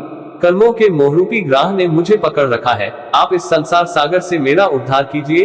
इसके पश्चात धूप दीप आदि सामग्रियों से श्रीमद् भागवत की बड़े उत्साह और प्रीतिपूर्वक विधि विधान से पूजा करे। फिर पुस्तक के आगे नारियल रखकर नमस्कार करे और प्रसन्नचित्त से इस प्रकार स्तुति करे। श्रीमद् भागवत के रूप में आप साक्षात श्री कृष्ण चंद्र ही विराजमान है। नाथ, मैंने भवसागर से छुटकारा पाने के लिए आपकी शरण ली है। मेरा यह मनोरथ आप बिना किसी विघ्न बाधा के सांगोपांग पूरा करें। केशव, मैं आपका दास हूँ। इस प्रकार दीन वचन कहकर फिर वक्ता का पूजन करे, उसे सुंदर वस्त्राभूषणों से विभूषित करे और फिर पूजा के पश्चात उसकी इस प्रकार स्तुति करे। शुक स्वरूप भगवान, आप समझाने की कला में कुशल और सब शास्त्रों में पारंगत हैं। कृपया इस कथा को प्रकाशित करके मेरा अज्ञान दूर करे। फिर अपने कल्याण के लिए प्रसन्नता पूर्वक उसके सामने नियम ग्रहण करे। कथा में विघ्न न हो इसके लिए 5 ब्राह्मणों को और वरण करे। वे द्वादशाक्षर मंत्र द्वारा भगवान के नामों का जप करे। फिर ब्राह्मण अन्य विष्णु भक्त एवं कीर्तन करने वालों को नमस्कार करके उनकी पूजा करे और उनकी आज्ञा पाकर स्वयं भी आसन पर बैठ जाए। जो पुरुष लोग संपत्ति, धन, घर और पुत्रादि की चिंता छोड़कर शुद्धचित्त से केवल कथा में ध्यान रखता है, उसे इसके श्रवण का उत्तम फल मिलता है। बुद्धिमान वक्ता को चाहिए कि सूर्योदय से कथा आरंभ करके 3:30 पहर तक मध्यम स्वर से अच्छी तरह कथा बांचे। दोपहर के समय 2 घड़ी तक कथा बंद रखे। उस समय कथा के प्रसंग के अनुसार वैष्णवों को भगवान के गुणों का कीर्तन करना चाहिए। व्यर्थ की बातें नहीं करनी चाहिए। कथा के समय मलमूत्र के वेग को काबू में रखने के लिए अल्पाहार सुखकारी होता है। इसलिए श्रोता केवल एक ही समय हविष्यान्न भोजन करे, यदि शक्ति हो तो सातों दिन निराहार रहकर कथा सुने, अथवा केवल घी अथवा दूध पीकर सुखपूर्वक श्रवण करे, अथवा फलाहार या एक समय ही भोजन करे, जिससे जैसा नियम सुविधि से सध सके उसी को कथा श्रवण के लिए ग्रहण करे। मैं तो उपवासी की अपेक्षा भोजन करना अच्छा समझता हूँ, यदि वह कथा श्रवण में सहायक हो। यदि उपवास से श्रवण में बाधा पहुँचती हो तो वह किसी काम का नहीं। नारद जी, नियम से सप्ताह सुनने वाले पुरुषों के नियम सुनिए। विष्णु भक्त की दीक्षा से रहित पुरुष कथा श्रवण का अधिकारी नहीं है। जो पुरुष नियम से कथा सुने उसे ब्रह्मचर्य से रहना, भूमि पर सोना और नित्य प्रति कथा सप्ताह होने पर पत्तल में भोजन करना चाहिए। दाल, मधु, तेल, गरिष्ठ अन्न, भावदूषित पदार्थ और बासी अन्न, इनका उसे सर्वदा ही त्याग करना चाहिए। काम, क्रोध, मद, मान, मत्सर, लोभ, दंभ, मोह और द्वेष को तो अपने पास भी नहीं फटकने देना चाहिए।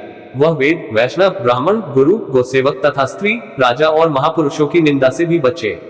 नियम से कथा सुनने वाले पुरुष को रजस्वला स्त्री, अंत्यज, मलेच्छ, पतित, गायत्रीहीन द्विज, ब्राह्मणों से द्वेष करने वाले तथा देव को न मानने वाले पुरुषों से बात नहीं करनी चाहिए। सर्वदा सत्य, शौच, दया, मौन, सरलता, विनय और उदारता का बर्ताव करना चाहिए। धनहीन, क्षयरोगी, किसी अन्य रोग से पीड़ित, भाग्यहीन, पापी, पुत्रहीन और मुमुक्षु भी यह कथा श्रवण करे।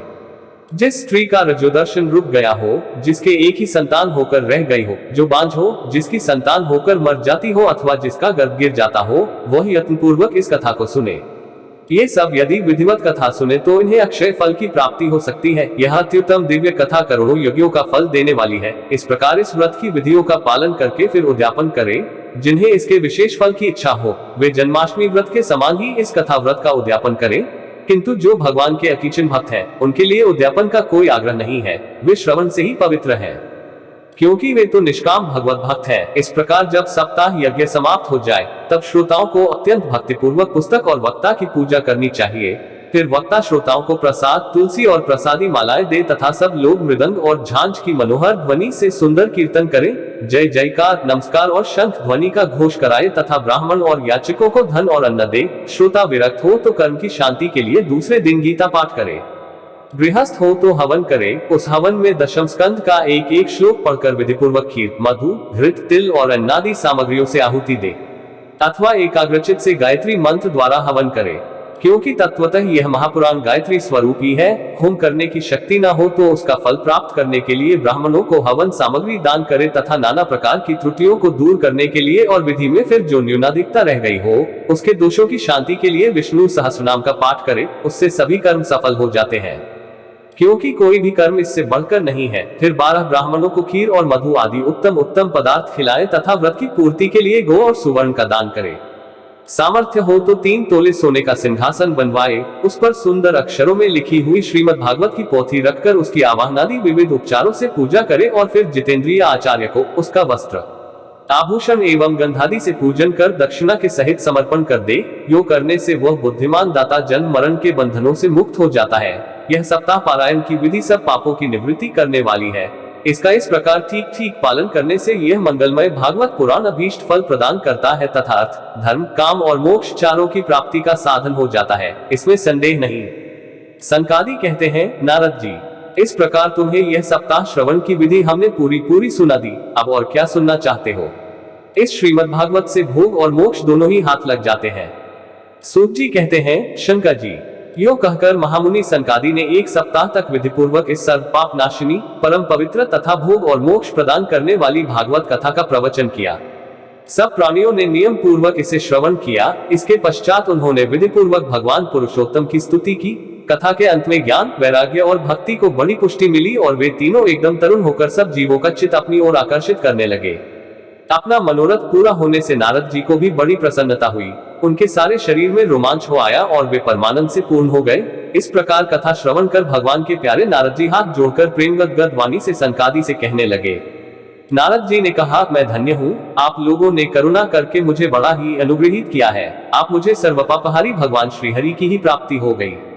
तपोधनो, मैं श्रीमद् भागवत श्रवण को ही सब धर्मों से श्रेष्ठ मानता हूँ, क्योंकि जिसके श्रवण से वैकुंठ गोलोक विहारी श्री कृष्ण की प्राप्ति होती है।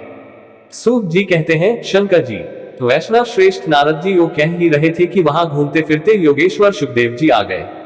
कथा समाप्त होते ही व्यासनंदन श्री शुकदेव जी वहां पधारे। 16 वर्ष की सी आयु आत्मलाभ से पूर्ण ज्ञान रूपी महासागर का संवर्धन करने के लिए चंद्रमा के समान वे प्रेम से धीरे धीरे श्रीमद् भागवत का पाठ कर रहे थे। परम तेजस्वी श्री शुकदेव जी को देखकर सारे सभासद झटपट खड़े हो गए और उन्हें एक ऊंचे आसन पर बैठाया। फिर देवर्षि नारद जी ने उनका प्रेम पूर्वक पूजन किया। उन्होंने सुखपूर्वक बैठकर कहा, आप लोग मेरी निर्मल वाणी सुनिए। श्री शुकदेव जी कहते हैं, रसिक एवं भावुक जन, यह श्रीमद् भागवत वेदरूप कल्प वृक्ष का परिपक्व फल है। श्री शुकदेव रूप शुक के मुख का संयोग होने से अमृत रस से परिपूर्ण है। यह रस ही रस है, इसमें न छिलका है न गुठली। यह इसी लोक में सुलभ है। जब तक शरीर में चेतना रहे तब तक आप लोग बार बार इसका पान करें। महामुनि व्यासदेव ने श्रीमद् भागवत महापुराण की रचना की है। इसमें निष्कपट निष्काम परम धर्म का निरूपण है। इसमें शुद्ध अंतःकरण सत्पुरुषों के जानने योग्य कल्याणकारी वास्तविक वस्तु का वर्णन है, जिससे तीनों तापों की शांति होती है। इसका आश्रय लेने पर दूसरे शास्त्र अथवा साधन की आवश्यकता नहीं रहती। जब कभी पुण्यात्मा पुरुष इसके श्रवण की इच्छा करते हैं, तभी ईश्वर अविलंब उनके हृदय में अवरुद्ध हो जाता है। यह भागवत पुराणों का तिलक और वैष्णवों का धन है। इसमें परमहंसों के प्राप्य विशुद्ध ज्ञान का ही वर्णन किया गया है तथा ज्ञान, वैराग्य और भक्ति के सहित निवृत्ति मार्ग को प्रकाशित किया गया है। जो पुरुष भक्ति पूर्वक इसके श्रवण, पठन और मनन में तत्पर रहता है, वह मुक्त हो जाता है। यह रस स्वर्गलोक, सत्यलोक, कैलाश और वैकुंठ में भी नहीं है। इसलिए भाग्यवान श्रोताओं, तुम इसका खूब पान करो, इसे कभी मत छोड़ो। सूत जी कहते हैं, श्री शुकदेव जी इस प्रकार कह ही रहे थे कि उस सभा के बीचों बीच प्रहलाद, बलि, उद्धव और अर्जुन आदि पार्षदों के सहित साक्षात श्रीहरि प्रकट हो गए। तब देवर्षि नारद ने भगवान और उनके भक्तों की यथोचित पूजा की। भगवान को प्रसन्न देखकर देवर्षि ने उन्हें एक विशाल सिंहासन पर बैठा दिया और सब लोग उनके सामने संकीर्तन करने लगे। उस कीर्तन को देखने के लिए श्री पार्वती जी के सहित महादेव जी और ब्रह्मा जी भी आए। कीर्तन आरंभ हुआ। प्रहलाद जी तो चंचल गति फुर्तीले होने के कारण करताल बजाने लगे। उद्धव जी ने झांझे उठा ली। देवर्षि नारद वीणा की ध्वनि करने लगे। स्वर विज्ञान गान विद्या में कुशल होने के कारण अर्जुन राग अलापने लगे। इंद्र ने मृदंग बजाना आरंभ किया। सनकादि बीच बीच में जयघोष करने लगे और इन सब के आगे शुकदेव जी तरह तरह की सरस अंगभंगी करके भाव बताने लगे। इन सब के बीच में परम तेजस्वी भक्ति, ज्ञान और वैराग्य नटों के समान नाचने लगे। ऐसा अलौकिक कीर्तन देखकर भगवान प्रसन्न हो गए और इस प्रकार कहने लगे, मैं तुम्हारी इस कथा और कीर्तन से बहुत प्रसन्न हूँ।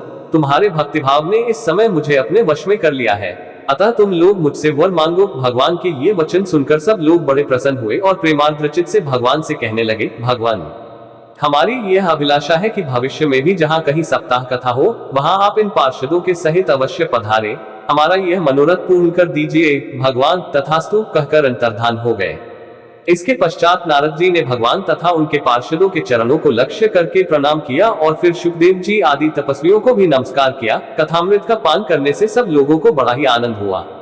उनका सारा मोह नष्ट हो गया। फिर वे सब लोग अपने अपने स्थानों को चले गए। उस समय शुकदेव जी ने भक्ति को उसके पुत्रों सहित अपने शास्त्र में स्थापित कर दिया। इसी से भागवत का सेवन करने से श्रीहरि वैष्णवों के हृदय में आ विराजते हैं। जो लोग दरिद्रता के ढकज्वर की ज्वाला से दग्ध हो रहे हैं, जिन्हें माया पिशाची ने रौंद डाला है तथा जो संसार समुद्र में डूब रहे हैं, उनका कल्याण करने के लिए श्रीमद् भागवत सिंहनाद कर रहा है। शंकर जी ने पूछा, सूत जी, शुकदेव जी ने राजा परीक्षित को, गोकर्ण ने धुंधकारी को और सनकादि ने नारद जी को किस किस समय यह ग्रंथ सुनाया था, मेरा यह संशय दूर कीजिए। सूत जी ने कहा, भगवान श्री कृष्ण के स्वधामगमन के बाद कलियुग के 30 वर्ष से कुछ अधिक बीत जाने पर भाद्रपद मास की शुक्ला नवमी को शुकदेव जी ने कथा आरंभ की थी। राजा परीक्षित के कथा सुनने के बाद कलियुग के 200 वर्ष बीत जाने पर आषाढ़ मास की शुक्ला नवमी को गोकर्ण जी ने यह कथा सुनाई थी। इसके पीछे कलियुग के 30 वर्ष और निकल जाने पर कार्तिक शुक्ला नवमी से सनकादि ने कथा आरंभ की थी। निष्पाप शंकर जी, आपने जो कुछ पूछा था उसका उत्तर मैंने आपको दे दिया। इस कलियुग में भागवत की कथा भवरोग की रामबाण औषध है। संत जन, आप लोग आदर पूर्वक इस कथामृत का पान कीजिए। यह श्री कृष्ण को अत्यंत प्रिय, संपूर्ण पापों का नाश करने वाला, मुक्ति का एकमात्र कारण और भक्ति को बढ़ाने वाला है। लोक में अन्य कल्याणकारी साधनों का विचार करने और तीर्थों का सेवन करने से क्या होगा? अपने दूत को हाथ में पाश लिए देखकर यमराज उसके कान में कहते हैं, देखो, जो भगवान की कथा वार्ता में मत हो रहे हो, उनसे दूर रहना। मैं औरों को ही दंड देने की शक्ति रखता हूँ, वैष्णवों को नहीं। इस असार संसार में विषय रूप विष की आसक्ति के कारण व्याकुल बुद्धि वाले पुरुषों, अपने कल्याण के उद्देश्य से आधे क्षण के लिए भी इस शुभ कथा रूप अनुपम सुधा का पान करो। प्यारे भाइयों, निंदित कथाओं से युक्त कुपथ में व्यर्थ ही क्यों भटक रहे हो? इस कथा के कान में प्रवेश करते ही मुक्ति हो जाती है। इस बात के साक्षी राजा परीक्षित हैं। श्री सुखदेव जी ने प्रेम रस के प्रवाह में स्थित होकर इस कथा को कहा था, इसका जिसके कंठ से संबंध हो जाता है वह वैकुंठ का स्वामी बन जाता है। शौनक जी, मैंने अनेक शास्त्रों को देखकर आपको यह परम गोप्य रहस्य अभी अभी सुनाया है। यह शास्त्रों के सिद्धांतों का यही निचोड़ है। संसार में इस शुभ शास्त्र से अधिक पवित्र और कोई वस्तु नहीं है। अतः आप लोग परमानंद की प्राप्ति के लिए इस द्वादश स्कंध रूप रस का पान करें। जो पुरुष नियम पूर्वक इस कथा का भक्तिभाव से श्रवण करता है और जो शुद्ध अंतःकरण भगवत भक्तों के सामने इसे सुनाता हूँ, वे दोनों ही विधि का पूरा पालन करने के कारण इसका यथार्थ फल पाते हैं। उनके लिए त्रिलोकी में कुछ भी असाध्य नहीं रह जाता।